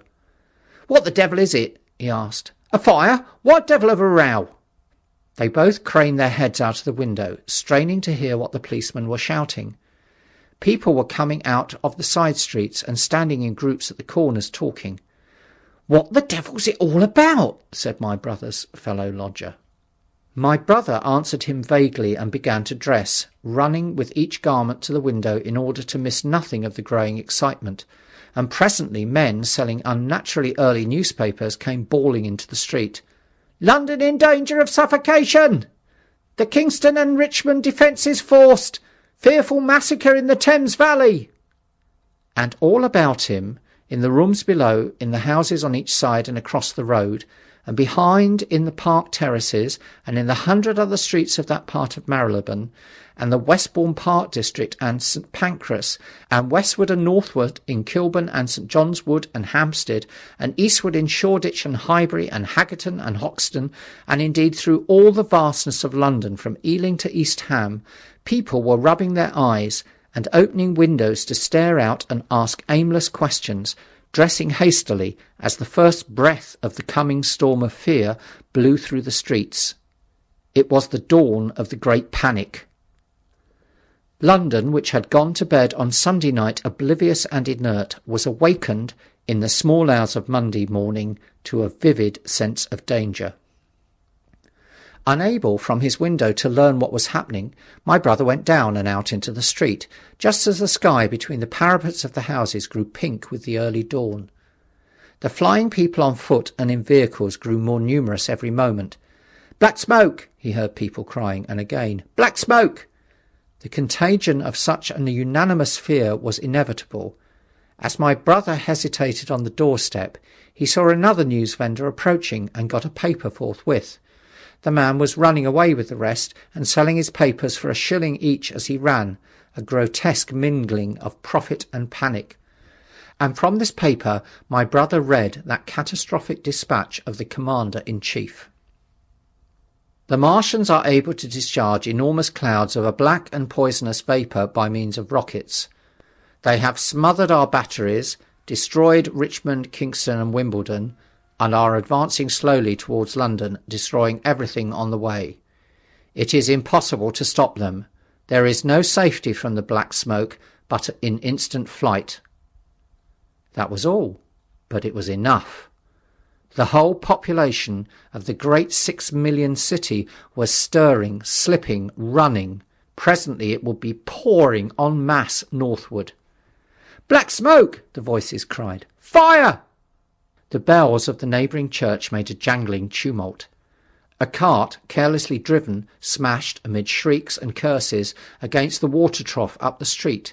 Sickly yellow lights went to and fro in the houses, and some of the passing cabs flaunted unextinguished lamps. And overhead the dawn was growing brighter, clear and steady and calm. He heard footsteps running to and fro in the rooms, and up and down stairs behind him. His landlady came into the door, loosely wrapped in a dressing-gown and shawl. Her husband followed, ejaculating. As my brother began to realise the import of all these things, he turned hastily to his own room, put all his available money, some £10 altogether, into his pockets, and went out again into the streets. End of chapter 14.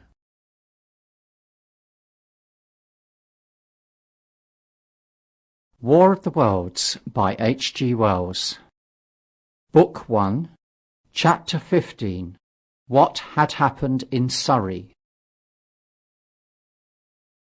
It was while the curate had sat and talked so wildly to me under the hedge in the flat meadows near Halliford, and while my brother was watching the fugitives stream over Westminster Bridge, that the Martians had resumed the offensive. So far as one can ascertain from the conflicting accounts that have been put forth, the majority of them remained busied with preparations in the Horsell pit until 9 that night, hurrying on some operation that disengaged huge volumes of green smoke. But 3 certainly came out about 8 o'clock, and advancing slowly and cautiously, made their way through Byfleet and Pireford towards Ripley and Weybridge, and so came in sight of the expectant batteries against the setting sun.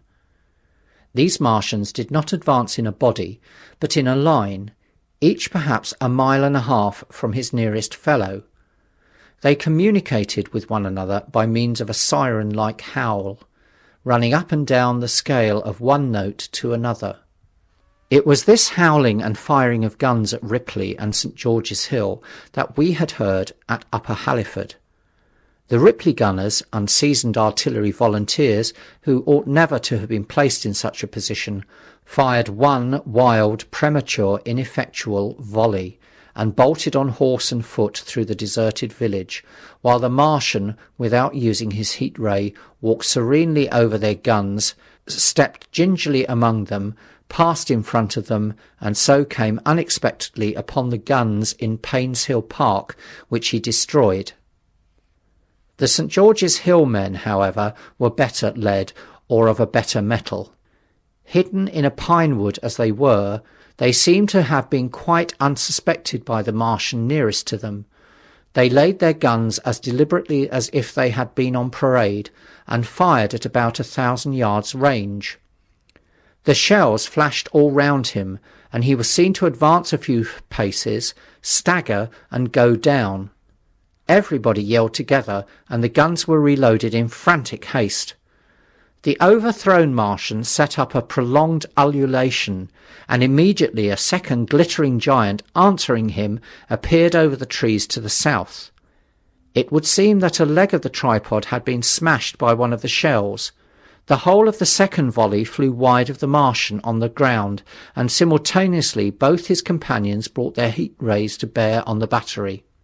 The ammunition blew up, the pine trees all about the guns flashed into fire, and only 1 of 2 of the men who were already running over the crest of the hill escaped. After this it would seem that the 3 took counsel together and halted, and the scouts who were watching them reported that they remained absolutely stationary for the next half hour. The Martian who had been overthrown crawled tediously out of his hood, a small brown figure, oddly suggestive from that distance of a speck of light, and apparently engaged in the repair of his support. About 9 he had finished, for his cowl was then seen above the trees again. It was a few minutes past 9 that night when these 3 sentinels were joined by 4 other Martians, each carrying a thick black tube. A similar tube was handed out to each of the 3, and the 7 proceeded to distribute themselves at equal distances along a curved line between St. George's Hill, Weybridge, and the village of Send, southwest of Ripley. A dozen rockets sprang out from the hills before them so soon as they began to move, and warned the waiting batteries about Ditton and Esher. At the same time, 4 of their fighting machines, similarly armed with tubes, crossed the river, and 2 of them, black against the western sky, came into sight of myself and the curate as we hurried wearily and painfully along the road that runs north out of Halliford. They moved, as it seemed to us, upon a cloud, for a milky mist covered the fields and rose to 1/3 of their height.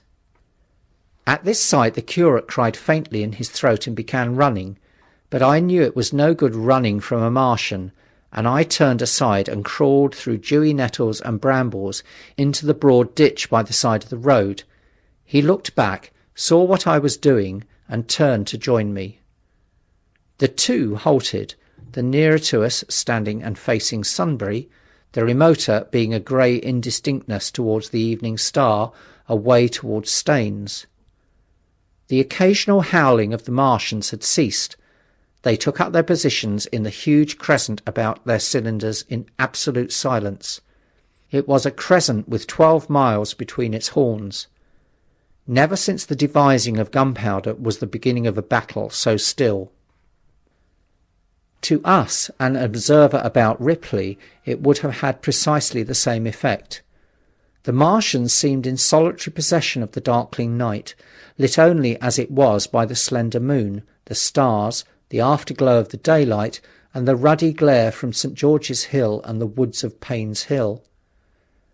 But facing that crescent elsewhere, at Staines, Hounslow, Ditton, Esher, Ockham, behind hills and woods south of the river, and across the flat grass meadows to the north of it, wherever a cluster of trees or village houses gave sufficient cover, the guns were waiting.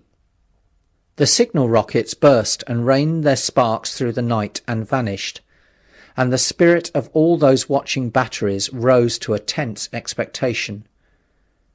The Martians had but to advance into the line of fire, and instantly those motionless black forms of men, those guns glittering so darkly in the early night, would explode into a thunderous fury of battle. No doubt the thought that was uppermost in 1,000 of those vigilant minds, even as it was uppermost in mine, was the riddle how much they understood of us. Did they grasp that we in our millions were organised, disciplined, working together? Or did they interpret our spurts of fire, the sudden stinging of our shells, our steady investment of their encampment, as we should the furious unanimity of onslaught in a disturbed hive of bees? Did they dream they might exterminate us? At that time no one knew what food they needed. 100 such questions struggled together in my mind as I watched that vast sentinel shape, and in the back of my mind was the sense of all the huge unknown and hidden forces Londonward. Had they prepared pitfalls? Were the powder mills at Hounslow ready as a snare? Would the Londoners have the heart and courage to make a great Moscow of their mighty province of houses? Then, after an interminable time, as it seemed to us, crouching and peering through the hedge, came a sound like the distant concussion of a gun. Another nearer, and then another. And then the Martian beside us raised his tube on high and discharged it, gun-wise, with a heavy report that made the ground heave. The one towards Staines answered him. There was no flash, no smoke, simply that loaded detonation. I was so excited by these heavy, minute guns following one another that I so far forgot my personal safety and my scalded hands as to clamber up into the hedge and stare towards Sunbury. As I did so, a second report followed, and a big projectile hurtled overhead towards Hounslow. I expected at least to see smoke or fire, or some such evidence of its work, but all I saw was the deep blue sky above, with one solitary star, and the white mist spreading wide and low beneath. And there had been no crash, no answering explosion. The silence was restored. The minute lengthened to 3. "What's happened?" said the curate, standing up beside me. "Heaven knows," said I. A bat flickered by and vanished. A distant tumult of shouting began and ceased. I looked again at the Martian, and saw he was now moving eastward along the river bank, with a swift, rolling motion. Every moment I expected the fire of some hidden battery to spring upon him, but the evening calm was unbroken. The figure of the Martian grew smaller as he receded, and presently the mist and the gathering night had swallowed him up. By a common impulse we clambered higher. Towards Sunbury was a dark appearance, as though a conical hill had suddenly come into being there, hiding our view of the farther country. And then, remoter across the river, over Walton, we saw another such summit. These hill-like forms grew lower and broader even as we stared. Moved by a sudden thought, I looked northward, and there I perceived a third of these cloudy black kopjes had risen. Everything had suddenly become very still. Far away to the southeast, marking the quiet, we heard the Martians hooting to one another, and then the air quivered again with the distant thud of their guns. But the earthly artillery made no reply. Now at that time we could not understand these things, but later I was to learn the meaning of these ominous kopjes that gathered in the twilight. Each of the Martians standing in the great crescent I have described had discharged, by means of a gun-like tube he carried, a huge canister over whatever hill, copse, cluster of houses or other possible cover for guns chanced to be in front of him. Some fired only one of these, some two, as in the case of one we had seen. The one at Ripley is said to have discharged no fewer of 5 at that time. These canisters smashed on striking the ground. They did not explode, and incontinently discharged an enormous volume of heavy, inky vapour, coiling and pouring upwards in a huge and ebony cumulus cloud, a gaseous hill that sank and spread itself slowly over the surrounding country. And the touch of that vapour, the inhaling of its pungent wisps, was death to all that breathes. It was heavy, this vapour, heavier than the densest smoke, so that after the first tumultuous uprush and outflow of its impact, it sank down through the air and poured over the ground in a manner rather liquid than gaseous, abandoning the hills and streaming to the valleys and ditches and watercourses, even as I have heard the carbonic acid gas that pours from volcanic clefts is wont to do. And where it came upon water, some chemical action occurred, and the surface would be instantly covered with a powdery scum that sank slowly and made way for more. The scum was absolutely insoluble, and it is a strange thing, seeing the instant effect of the gas, that no one could drink without hurt the water from which it had been strained. The vapour did not diffuse as a true gas would.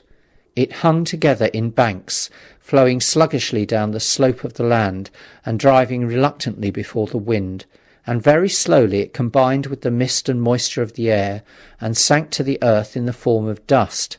Save that an unknown element giving a group of 4 lines in the blue of the spectrum is concerned, we are still entirely ignorant of the nature of this substance.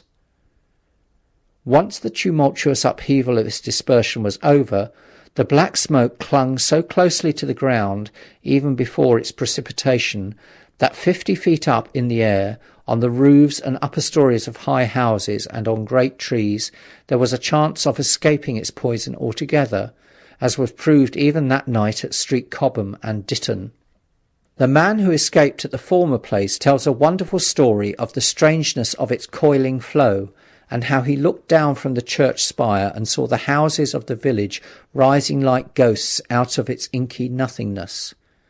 For a day and a half he remained there, weary, starving, and sun-scorched, the earth under the blue sky, and against the prospect of the distant hills a velvet black expanse, with red roofs, green trees, and later black-veiled shrubs and gates, barns, outhouses, and walls, rising here and there into the sunlight. But that was at Street Cobham, where the black vapour was allowed to remain until it sank of its own accord into the ground. As a rule, the Martians, when it had served its purpose, cleared the air of it again by wading into it and directing a jet of steam upon it.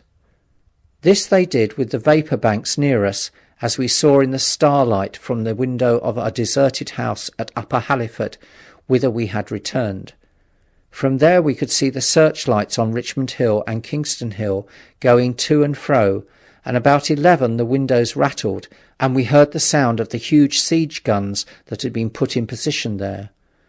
These continued intermittently for the space of a quarter of an hour, sending chance shots at the invisible Martians at Hampton and Ditton, and then the pale beams of the electric lights vanished and were replaced by a bright red glow. Then the fourth cylinder fell, a brilliant green meteor, as I learned afterwards, in Bushy Park. Before the guns on the Richmond and Kingston line of hills began, there was a fitful cannonade far away in the south-west, due, I believe, to guns being fired haphazard before the black vapour could overwhelm the gunners. So, setting about it as methodically as men might smoke out a wasp's nest, the Martians spread this strange, stifling vapour over the Londonward country. The horns of the crescent slowly moved apart until at last they formed a line from Hanwell to Coombe and Malden. All night through their destructive tubes advanced. Never once, after the Martian at St. George's Hill was brought down, did they give the artillery the ghost of a chance against them.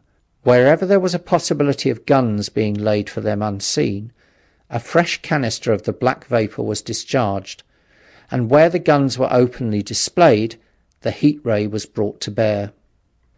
By midnight, the blazing trees along the slopes of Richmond Park and the glare of Kingston Hill threw their light upon a network of black smoke, blotting out the whole valley of the Thames and extending as far as the eye could reach.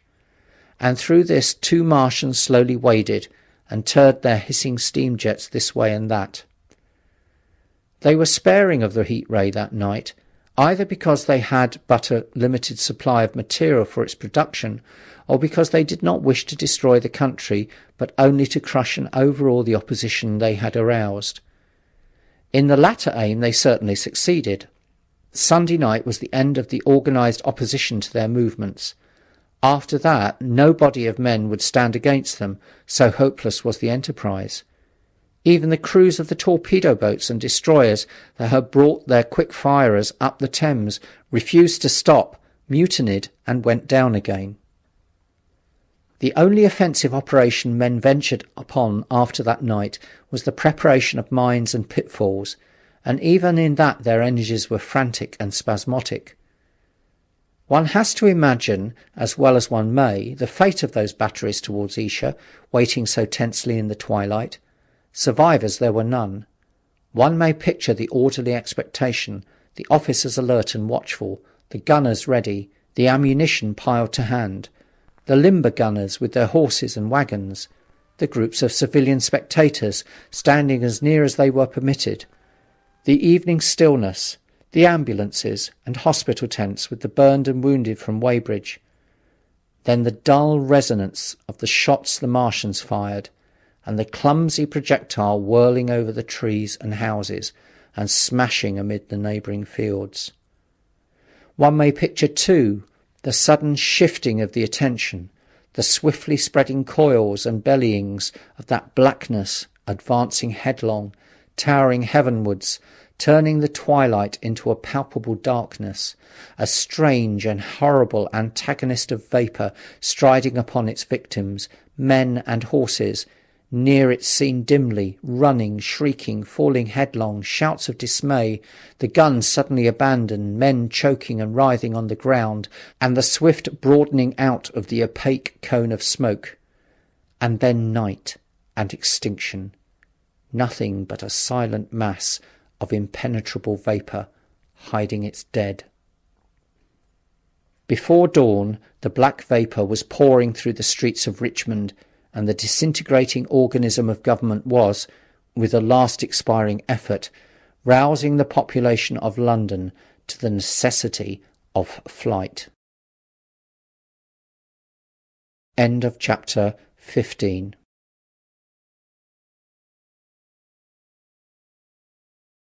War of the Worlds by H. G. Wells. Book 1, Chapter 16. The Exodus from London. So you understand the roaring wave of fear that swept through the greatest city in the world just as Monday was dawning. the stream of flight rising swiftly to a torrent, lashing in a foaming tumult round the railway stations, banked up into a horrible struggle about the shipping in the Thames, and hurrying by every available channel northward and eastward. By 10 o'clock, the police organisation, and by midday even the railway organisations, were losing coherence, losing shape and efficiency, guttering, softening, running at last in that swift liquefaction of the social body.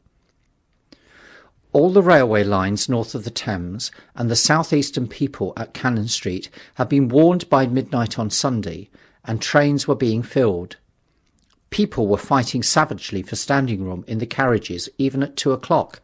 By 3, people were being trampled and crushed even in Bishopgate Street, a couple of 100 yards or more from Liverpool Street Station. Revolvers were fired, people stabbed, and the policemen who had been sent to direct the traffic, exhausted and infuriated, were breaking the heads of the people they were called out to protect.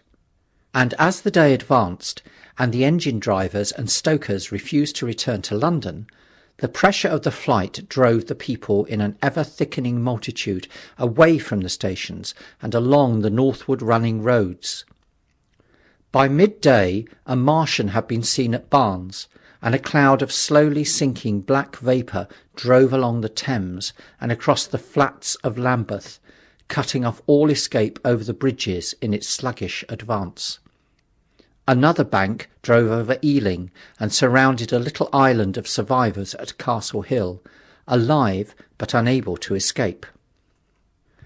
After a fruitless struggle to get aboard a northwestern train at Chalk Farm, the engines of the trains that had loaded in the goods yard there ploughed through shrieking people, and a dozen stalwart men fought to keep the crowd from crushing the driver against his furnace, my brother emerged upon the Chalk Farm road, dodged across through the hurrying swarm of vehicles, and had the luck to be foremost in the sack of a cycle shop. The front tyre of the machine he got was punctured in dragging it through the window, but he got up and off, notwithstanding, with no further injury than a cut wrist. The steep foot of Haverstock Hill was impassable owing to several overturned horses, and my brother struck into Belsize Road. So he got out of the fury of the panic, and skirting the Edgware Road, reached Edgware about 7, fasting and wearied, but well ahead of the crowd. Along the road people were standing in the roadway, curious, wondering. He was passed by a number of cyclists, some horsemen and 2 motor cars. A mile from Edgware the rim of the wheel broke and the machine became unrideable. He left it by the roadside and trudged through the village. There were shops half opened in the main street of the place, and people crowded on the pavement and in the doorways and windows, staring astonished at this extraordinary procession of fugitives that was beginning. He succeeded in getting some food at an inn. For a time he remained in Edgware, not knowing what to do next. The flying people increased in number. Many of them, like my brother, seemed inclined to loiter in the place.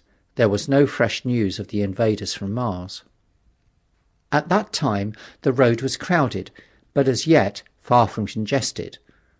Most of the fugitives at that hour were mounted on cycles, but there were soon motor cars, hansom cabs, and carriages hurrying along, and the dust hung in heavy clouds along the road to St. Albans.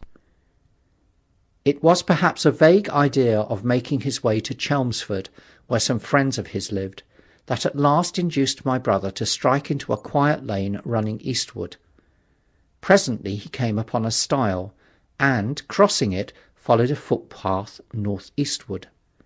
He passed near several farmhouses and some little places whose names he did not learn.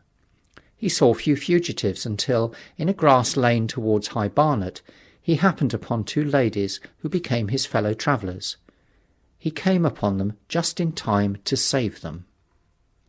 He heard their screams, and hurrying round the corner saw a couple of men struggling to drag them out of the little pony chaise in which they had been driving, while a third with difficulty held the frightened pony's head. One of the ladies, a short woman dressed in white, was simply screaming. The other, a dark, slender figure, slashed at the man who gripped her arm with a whip she held in her disengaged hand. My brother immediately grasped the situation, shouted, and hurried towards the struggle. One of the men desisted and turned towards him, and my brother, realizing from his antagonist's face that a fight was unavoidable, and being an expert boxer, went into him forthwith and sent him down against the wheels of the chaise. It was no time for pugilistic chivalry, and my brother laid him quiet with a kick, and gripped the collar of the man who pulled at the slender lady's arm. He heard the clatter of hoofs. The whip stung across his face. A third antagonist struck him between the eyes, and the man he held wrenched himself free and made off down the lane in the direction from which he had come. Partly stunned, he found himself facing the man who had held the horse's head, and became aware of the chaise receding from him down the lane, swaying from side to side, and with the women in it looking back. The man before him, a burly rough, tried to close, and he stopped him with a blow in the face. Then, realizing that he was deserted, he dodged round and made off down the lane after the chaise, with the sturdy man close behind him, and the fugitive, who had turned now, following remotely. Suddenly he stumbled and fell. His immediate pursuer went headlong, and he rose to his feet to find himself with a couple of antagonists again. He would have had little chance against them had not the slender lady very pluckily pulled up and returned to his help. It seems she had a revolver all this time, but it had been under the seat when she and her companion were attacked. She fired at 6 yards distance, narrowly missing my brother. The less courageous of the robbers made off, and his companion followed him, cursing his cowardice. They both stopped in sight down the lane, where the third man lay insensible. "Take this," said the slender lady, and she gave my brother her revolver. "Go back to the chaise," said my brother, wiping the blood from his split lip. She turned without a word. They were both panting, and they went back to where the lady in white struggled to hold back the frightened pony. The robbers had evidently had enough of it. When my brother looked again, they were retreating. "I'll sit here," said my brother, "if I may," and he got upon the empty front seat. The lady looked over her shoulder. "Give me the reins," she said, and laid the whip along the pony's side. In another moment, a bend in the road hid the three men from my brother's eyes. So, quite unexpectedly, my brother found himself, panting, with a cut mouth, a bruised jaw, and blood-stained knuckles, driving along an unknown lane with these two women. He learned they were the wife and the younger sister of a surgeon living at Stanmore, who had come in the small hours from a dangerous case at Pinner, and heard at some railway station on his way of the Martian advance. He had hurried home, roused the women, their servant had left them 2 days before, packed some provisions, put his revolver under the seat, luckily for my brother, and told them to drive on to Edgware, with the idea of getting a train there. He stopped behind to tell the neighbours. He would overtake them, he said, at about 4:30 in the morning, and now it was nearly 9, and they had seen nothing of him. They could not stop in Edgware because of the growing traffic through the place, and so they had come into this side lane. That was the story they told my brother in fragments, when presently they stopped again, nearer to New Barnet. He promised to stay with them, at least until they could determine what to do, or until the missing man arrived, and professed to be an expert shot with the revolver, a weapon strange to him, in order to give them confidence. They made a sort of encampment by the wayside, and the pony became happy in the hedge. He told them of his own escape out of London, and all that he knew of these Martians and their ways. The sun crept higher in the sky, and after a time their talk died out and gave place to an uneasy state of anticipation. Several wayfarers came along the lane, and of these my brother gathered such news as he could. Every broken answer he had deepened his impression of the great disaster that had come on humanity, deepened his persuasion of the immediate necessity for prosecuting this flight. He urged the matter upon them. "We have money," said the slender woman, and hesitated. Her eyes met my brother's, and her hesitation ended. "So have I," said my brother. She explained that they had as much as £30 in gold, besides a £5 note, and suggested that with that they might get upon a train at St Albans or New Barnet. My brother thought that was hopeless, seeing the fury of the Londoners to crowd upon the trains, and broached his own idea of striking across Essex towards Harwich, and thence escaping from the country altogether. Mrs Elphinstone, that was the name of the woman in white, would listen to no reasoning, and kept calling upon George, but her sister-in-law was astonishingly quiet and deliberate, and at last agreed to my brother's suggestion. So, designing to cross the Great North Road, they went on towards Barnet, my brother leading the pony to save it as much as possible. As the sun crept up the sky, the day became excessively hot, and underfoot a thick whitish sand grew burning and blinding, so that they travelled only very slowly. The hedges were grey with dust, and as they advanced towards Barnet, a tumultuous murmuring grew stronger. They began to meet more people. For the most part these were staring before them, murmuring indistinct questions, jaded, haggard, unclean. One man in evening dress passed them on foot, his eyes on the ground. They heard his voice, and, looking back at him, saw one hand clutched in his hair, and the other beating invisible things. His paroxysm of rage over, he went on his way without once looking back. As my brother's party went on towards the crossroads to the south of Barnet, they saw a woman approaching the road across some fields on their left, carrying a child and with two other children, and then passed a man in dirty black with a thick stick in one hand and a small portmanteau in the other. Then round the corner of the lane, from between the villas that guarded it at its confluence with the high road, came a little cart drawn by a sweating black pony and driven by a sallow youth in a bowler hat grey with dust. There were 3 girls, East End factory girls, and a couple of little children crowded in the cart. "This'll take us round Edgware?" asked the driver, wild-eyed, white-faced, and when my brother told him it would if he turned to the left, he whipped up at once without the formality of thanks. My brother noticed a pale grey smoke or haze rising among the houses in front of them, and veiling the white facade of a terrace beyond, the road that appeared between the backs of the villas. Mrs Elphinstone suddenly cried out at a number of tongues of smoky red flame leaping up above the houses in front of them against the hot blue sky. The tumultuous noise resolved itself now into the disorderly mingling of many voices, the grind of many wheels, the creaking of waggons, and the staccato of hoofs.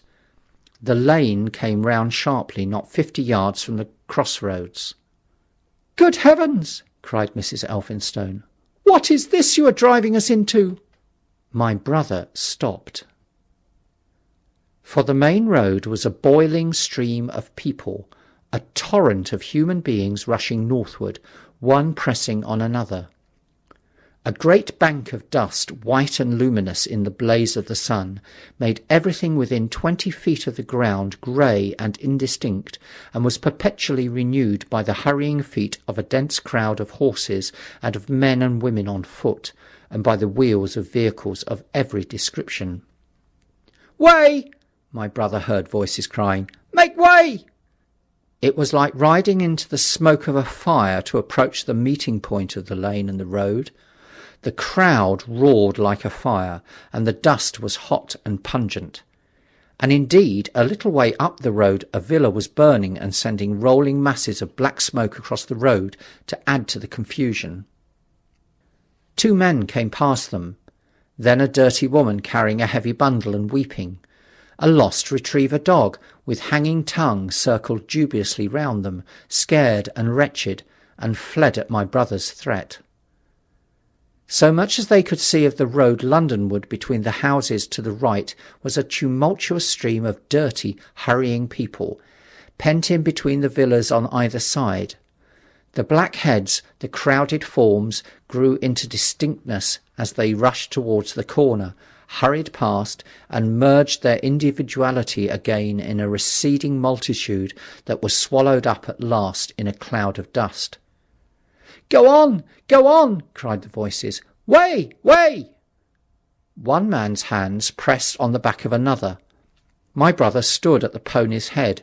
Irresistibly attracted, he advanced slowly, pace by pace, down the lane. Edgware had been a scene of confusion, Chalk Farm a riotous tumult, but this was a whole population in movement. It is hard to imagine that host. It had no character of its own. The figures poured out past the corner and receded with their backs to the group in the lane. Along the margin came those who were on foot, threatened by the wheels, stumbling in the ditches, blundering into one another. The carts and carriages crowded close upon one another, making little way for those swifter and more impatient vehicles that darted forward every now and then when an opportunity showed itself of doing so, sending the people scattering against the fences and gates of the villa. "Push on!" was the cry. "Push on! They are coming!" In one cart stood a blind man in the uniform of the Salvation Army, gesticulating with his crooked fingers and bawling, "Eternity! Eternity!" His voice was hoarse and very loud, so that my brother could hear him long after he was lost to sight in the dust. Some of the people who crowded in the carts whipped stupidly at their horses and quarrelled with other drivers. Some sat motionless, staring at nothing with miserable eyes. Some gnawed their hands with thirst, or lay prostrate in the bottoms of their conveyances. The horses' bits were covered with foam, their eyes bloodshot. There were cabs, carriages, shop cars, wagons, beyond counting. A mail cart, a road cleaner's cart marked Vestry of St. Pancras, a huge timber wagon crowded with roughs. A brewer's dray rumbled by with its two near wheels splashed with fresh blood. "Clear the way!" cried the voices. "Clear the way!" "Eternity! Eternity!" came echoing down the road. There were sad, haggard women tramping by, well dressed, with children that cried and stumbled, their dainty clothes smothered in dust, their weary faces smeared with tears. With many of these came men, sometimes helpful, sometimes lowering and savage. Fighting side by side with them pushed some weary street outcasts in faded black rags, wide-eyed, loud-voiced, and foul-mouthed. There were sturdy workmen thrusting their way along, wretched, unkempt men, clothed like clerks or shopmen, struggling spasmodically. A wounded soldier, my brother noticed, men dressed in the clothes of railway porters, one wretched creature in a nightshirt with a coat thrown over it. But varied as its composition was, certain things all that host had in common. There were fear and pain on their faces, and fear behind them. A tumult up the road, a quarrel for a place in a wagon, sent the whole host of them quickening their pace. Even a man so scared and broken that his knees bent under him was galvanized for a moment into renewed activity. The heat and dust had already been at work upon this multitude. Their skins were dry, their lips black and cracked. They were all thirsty, weary, and footsore. And amid the various cries one heard disputes, reproaches, groans of weariness and fatigue. The voices of most of them were hoarse and weak. Through it all ran a refrain. "Way! Way! The Martians are coming!" Few stopped and came aside from that flood. The lane opened slantingly into the main road with a narrow opening, and had a delusive appearance of coming from the direction of London. Yet a kind of eddy of people drove into its mouth, weaklings elbowed out of the stream, who for the most part rested but a moment before plunging into it again. A little way down the lane, with two friends bending over him, lay a man with a bare leg, wrapped about with bloody rags. He was a lucky man to have friends. A little old man with a grey military moustache and a filthy black frock-coat limped out and sat down beside the trap, removed his boot, his sock was blood-stained, shook out a pebble, and hobbled on again. And then a little girl of 8 or 9, all alone, threw herself under the hedge close to my brother, weeping. "I can't go on! I can't go on!" My brother woke from his torpor of astonishment and lifted her up, speaking gently to her, and carried her to Miss Elphinstone. So soon as my brother touched her, she became quite still, as if frightened. "Ellen!" shrieked a woman in the crowd, with tears in her voice. "Ellen!" And the child suddenly darted away from my brother, crying, "Mother!" "They are coming!" said a man on horseback, riding past along the lane.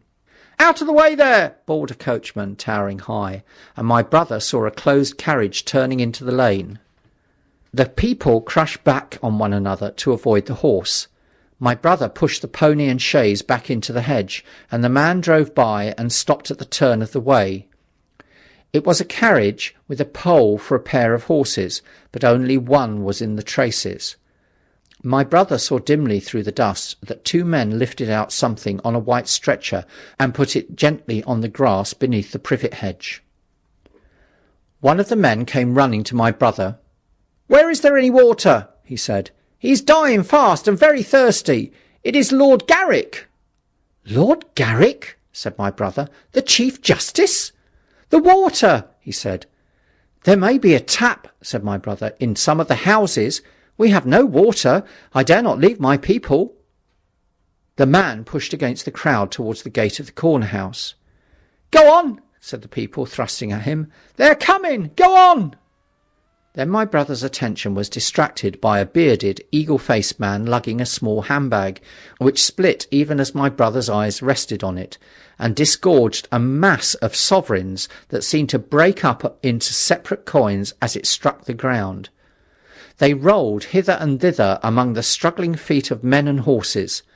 The man stopped and looked stupidly at the heap, and the shafts of a cab struck his shoulder and sent him reeling. He gave a shriek and dodged back, and a cartwheel shaved him narrowly. "Way!" cried the men all about him. "Make way!" So soon as the cab had passed, he flung himself with both hands open upon the heap of coins, and began thrusting handfuls in his pocket. A horse rose close upon him, and in another moment, half rising, he had been borne down under the horse's hoofs. "Stop!" screamed my brother, and pushing a woman out of his way, tried to clutch the bit of the horse. Before he could get to it, he heard a scream under the wheels, and saw through the dust the rim passing over the poor wretch's back. The driver of the cart slashed his whip at my brother, who ran round behind the cart. The multitudinous shouting confused his ears. The man was writhing in the dust among his scattered money, unable to rise, for the wheel had broken his back, and his lower limbs lay limp and dead. My brother stood up and yelled at the next driver, and a man on a black horse came to his assistance. "Get him out of the road," said he, and clutching the man's collar with his free hand, my brother lugged him sideways. But he still clutched after his money, and regarded my brother fiercely, hammering at his arm with his handful of gold. "Go on! Go on!" shouted angry voices behind. "Way! Way!" There was a smash as the pole of a carriage crashed into the cart that the man on horseback stopped. My brother looked up, and the man with the gold twisted his head round and bit the wrist that held his collar. There was a concussion, and the black horse came staggering sideways, and the cart horse pushed beside it. A hoof missed my brother's foot by a hair's breadth. He released his grip on the fallen man and jumped back. He saw anger change to terror on the face of the poor wretch on the ground, and in a moment he was hidden, and my brother was borne backwards and carried past the entrance of the lane, and had to fight hard in the torrent to recover it. He saw Miss Elphinstone covering her eyes, and a little child, with all the child's want of sympathetic imagination, staring with dilated eyes at a dusty something that lay black and still, ground and crushed under the rolling wheels. "Let us go back!" he shouted, and began turning the pony round. "We cannot cross this hell!" he said, and they went back 100 yards the way they had come, until the fighting crowd was hidden. As they passed the bend in the lane, my brother saw the face of the dying man in the ditch under the privet, deadly white and drawn, and shining with perspiration. The two women sat silent, crouching in their seat and shivering. Then beyond the bend my brother stopped again. Miss Elphinstone was white and pale, and her sister-in-law sat weeping, too wretched even to call upon George. My brother was horrified and perplexed. So soon as they had retreated, he realised how urgent and unavoidable it was to attempt this crossing. He turned to Miss Elphinstone, suddenly resolute. "We must go that way," he said, and led the pony round again. For the second time that day this girl proved her quality. To force their way into the torrent of people, my brother plunged into the traffic and held back a cab-horse while she drove the pony across its head. A wagon locked wheels for a moment and ripped a long splinter from the chaise. In another moment they were caught and swept forward by the stream. My brother, with the cabman's whip marks red across his face and hands, scrambled into the chaise and took the reins from her. "Point the revolver at the man behind," he said, giving it to her. "If he presses us too hard— No, point it at his horse." Then he began to look out for a chance of edging to the right across the road, but once in the stream he seemed to lose volition, to become part of that dusty rout. They swept through Chipping Barnet with the torrent. They were nearly a mile beyond the centre of the town before they had fought across to the opposite side of the way. It was din and confusion indescribable, but in and beyond the town the road forks repeatedly, and this to some extent relieved the stress. They struck eastward through Hadley, and there on either side of the road, and at another place farther on, they came upon a great multitude of people drinking at the stream, some fighting to come at the water.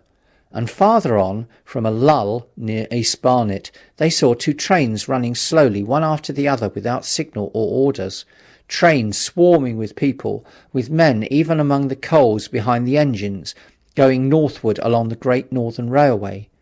My brother supposes they must have filled outside London, for at that time the furious terror of the people had rendered the central termini impossible.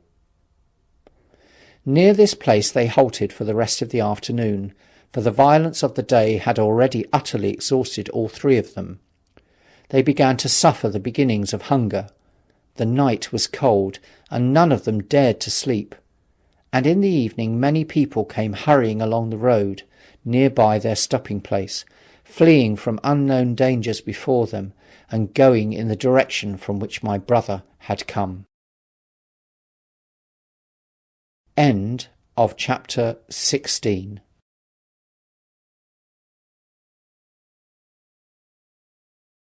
War of the Worlds by H.G. Wells. Book 1, Chapter 17. The Thunder Child. Had the Martians aimed only at destruction, they might on Monday have annihilated the entire population of London as it spread itself slowly through the home counties.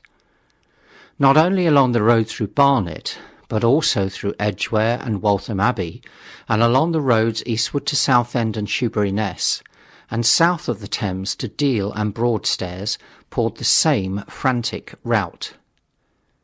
If one could have hung that June morning in a balloon in the blazing blue above London, every northward and eastward road running out of the tangled maze of streets would have seemed stippled black with the streaming fugitives, each dot a human agony of terror and physical distress. I have set forth at length in the last chapter my brother's account of the road through Chipping Barnet, in order that my readers may realise how that swarming of black dots appeared to one of those concerned. Never before in the history of the world had such a mass of human beings moved and suffered together. The legendary hosts of Goths and Huns, the hugest armies Asia has ever seen, would have been but a drop in that current. And this was no disciplined march. It was a stampede gigantic and terrible, without order and without a goal. 6 million people, unarmed and unprovisioned, driving headlong. It was the beginning of the rout of civilization, of the massacre of mankind. Directly below him the balloonist would have seen the network of streets, far and wide, houses, churches, squares, crescents, gardens, already derelict, spread out like a huge map, and in the southward blotted. Over Ealing, Richmond, Wimbledon, it would have seemed as if some monstrous pen had flung ink upon the chart. Steadily, incessantly, each black splash grew and spread, shooting out ramifications this way and that, now banking itself against rising ground, now pouring swiftly over a crest into a new found valley, exactly as a gout of ink would spread itself upon blotting paper. And beyond, over the blue hills that rise southward of the river, the glittering Martians went to and fro, calmly and methodically spreading their poison cloud over this patch of country and then over that, laying it again with their steam jets when it had served its purpose, and taking possession of the conquered country. They do not seem to have aimed at extermination so much as at complete demoralization and the destruction of any opposition. They exploded any stores of powder they came upon, cut every telegraph, and wrecked the railways here and there. They were hamstringing mankind. They seemed in no hurry to extend the field of their operation, and did not come beyond the central part of London all that day. It is possible that a very considerable number of people in London stuck to their houses through Monday morning. Certain it is that many died at home, suffocated by the black smoke. Until about midday, the Pool of London was an astonishing scene. Steamboats and shipping of all sorts lay there, tempted by the enormous sums of money offered by fugitives, and it is said that many who swam out to these vessels were thrust off with boat-hooks and drowned. About 1 o'clock in the afternoon, the thinning remnant of the cloud of black vapour appeared between the arches of Blackfriars Bridge. At that, the pool became a scene of mad confusion, fighting and collision, and for some time a multitude of boats and barges jammed in the northern arch of the Tower Bridge, and the sailors and lightermen had to fight savagely against the people who swarmed upon them from the riverfront. People were actually clambering down the piers of the bridge from above. When an hour later a Martian appeared beyond the clock tower and waded down the river, nothing but wreckage floated above Limehouse. Of the falling of the 5th cylinder I have presently to tell. The 6th star fell at Wimbledon. My brother, keeping watch beside the women in the chaise in a meadow, saw the green flash of it far beyond the hills.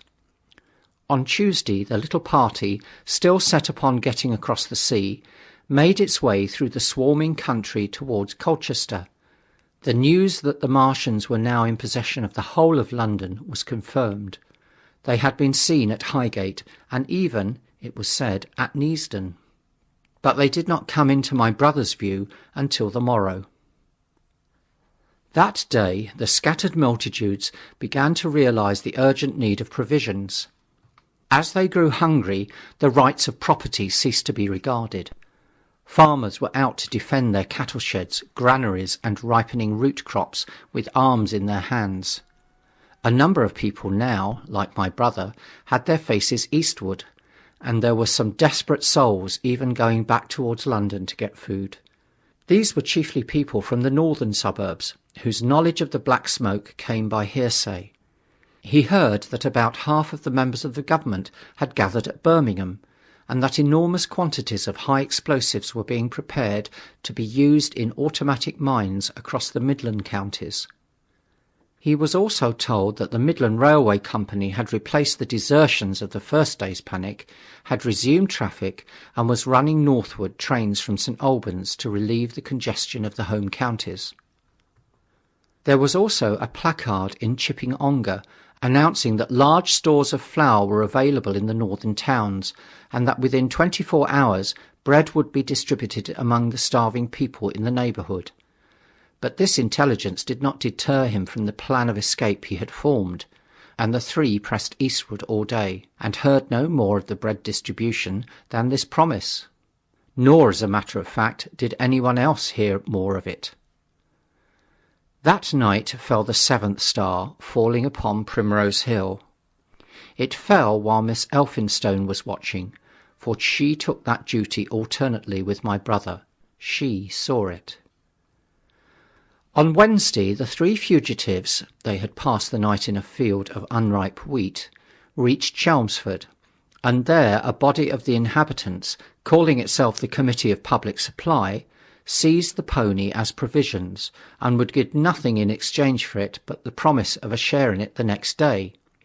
Here there were rumours of Martians at Epping, and news of the destruction of Waltham Abbey powder mills in a vain attempt to blow up one of the invaders. People were watching for Martians here from the church towers. My brother, very luckily for him as it chanced, preferred to push on at once to the coast rather than wait for food, although all 3 of them were very hungry. By midday they passed through Tillingham, which, strangely enough, seemed to be quite silent and deserted, save for a few furtive plunderers hunting for food. Near Tillingham they suddenly came in sight of the sea, and the most amazing crowd of shipping of all sorts that it is possible to imagine.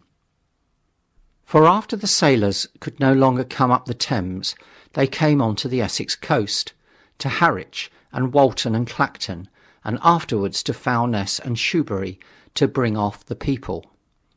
They lay in a huge sickle-shaped curve that vanished into mist at last towards the Naze.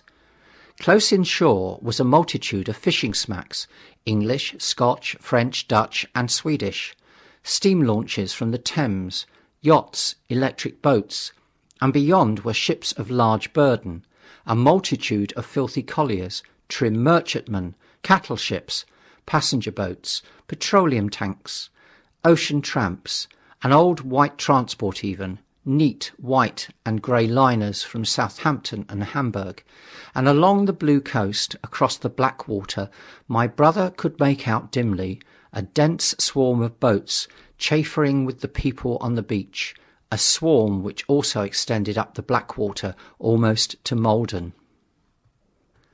About a couple of miles out lay an ironclad, very low in the water, almost to my brother's perception like a waterlogged ship. This was the ram Thunderchild. It was the only warship in sight, but far away to the right over the smooth surface of the sea, for that day there was a dead calm, lay a serpent of black smoke to mark the next ironclads of the Channel Fleet, which hovered in an extended line, steam up and ready for action, across the Thames estuary during the course of the Martian conquest, vigilant and yet powerless to prevent it. At the first sight of the sea, Miss Elphinstone, in spite of the assurances of her sister-in-law, gave way to panic. She had never been out of England before. She would rather die than trust herself friendless in a foreign country, and so forth. She seemed, poor woman, to imagine that the French and the Martians might prove very similar. She had been growing increasingly hysterical, fearful and depressed during the 2 days' journeyings. Her great idea was to return to Stanmore. Things had always been well and safe at Stanmore. They would find George at Stanmore. It was with the greatest difficulty they could get her down to the beach, where presently my brother succeeded in attracting the attention of some men on a paddle steamer from the Thames. They sent a boat and drove a bargain for £36 for the 3. The steamer was going, these men said, to Ostend. It was about 2 o'clock when my brother, having paid their fares at the gangway, found himself safely aboard the steamboat with his charges. There was food aboard, albeit at exorbitant prices, and the 3 of them contrived to eat a meal on one of the seats forward. There were already a couple of score of passengers aboard, some of whom had expended their last money in securing a passage, but the captain lay off the Blackwater until 5 in the afternoon, picking up passengers until the seated decks were even dangerously crowded. He would probably have remained longer had it not been for the sound of guns that began about an hour in the south. As if in answer, the ironclad Seaward fired a small gun and hoisted a string of flags. A jet of smoke sprang out of her funnels. Some of the passengers were of the opinion that this firing came from Shoebury Ness, until it was noticed that it was growing louder. At the same time, far away in the southeast, the masts and upperworks of 3 ironclads rose one after the other out of the sea, beneath clouds of black smoke. But my brother's attention speedily reverted to the distant firing in the south. He fancied he saw a column of smoke rising out of the distant grey haze. The little steamer was already flapping her way eastward of the big crescent of shipping, and the low Essex coast was growing blue and hazy, when a Martian appeared, small and faint in the remote distance, advancing along the muddy coast from the direction of Foulness. At that, the captain on the bridge swore at the top of his voice with fear and anger at his own delay, and the paddle seemed infected with his terror. Every soul aboard stood at the bulwarks or on the seats of the steamer and stared at that distant shape, higher than the trees or church towers inland, and advancing with a leisurely parody of a human stride.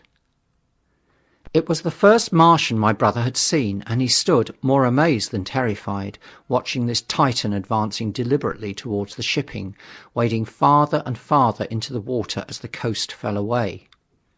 Then, far away beyond the crouch, came another, striding over some stunted trees, and then yet another still farther off, wading deeply through a shiny mudflat that seemed to hang halfway up between sea and sky. They were all stalking seaward, as if to intercept the escape of the multitudinous vessels that were crowded between Foulness and the Naze. In spite of the throbbing exertions of the engines of the little paddle-boat and the pouring foam that her wheels flung behind her, she receded with terrifying slowness from this ominous advance. Glancing northwestward, my brother saw the large crescent of shipping already writhing with the approaching terror, one ship passing behind another, another coming round from broadside to end on, steamships whistling and giving off volumes of steam, sails being let out, launches rushing hither and thither. He was so fascinated by this and by the creeping danger away to the left that he had no eye for anything seaward. And then a swift movement of the steamboat, she had suddenly come round to avoid being run down, flung him headlong from the seat upon which he was standing. There was a shouting all about him, a trampling of feet, and a cheer that seemed to be answered faintly. The steamboat lurched and rolled him over upon his hands.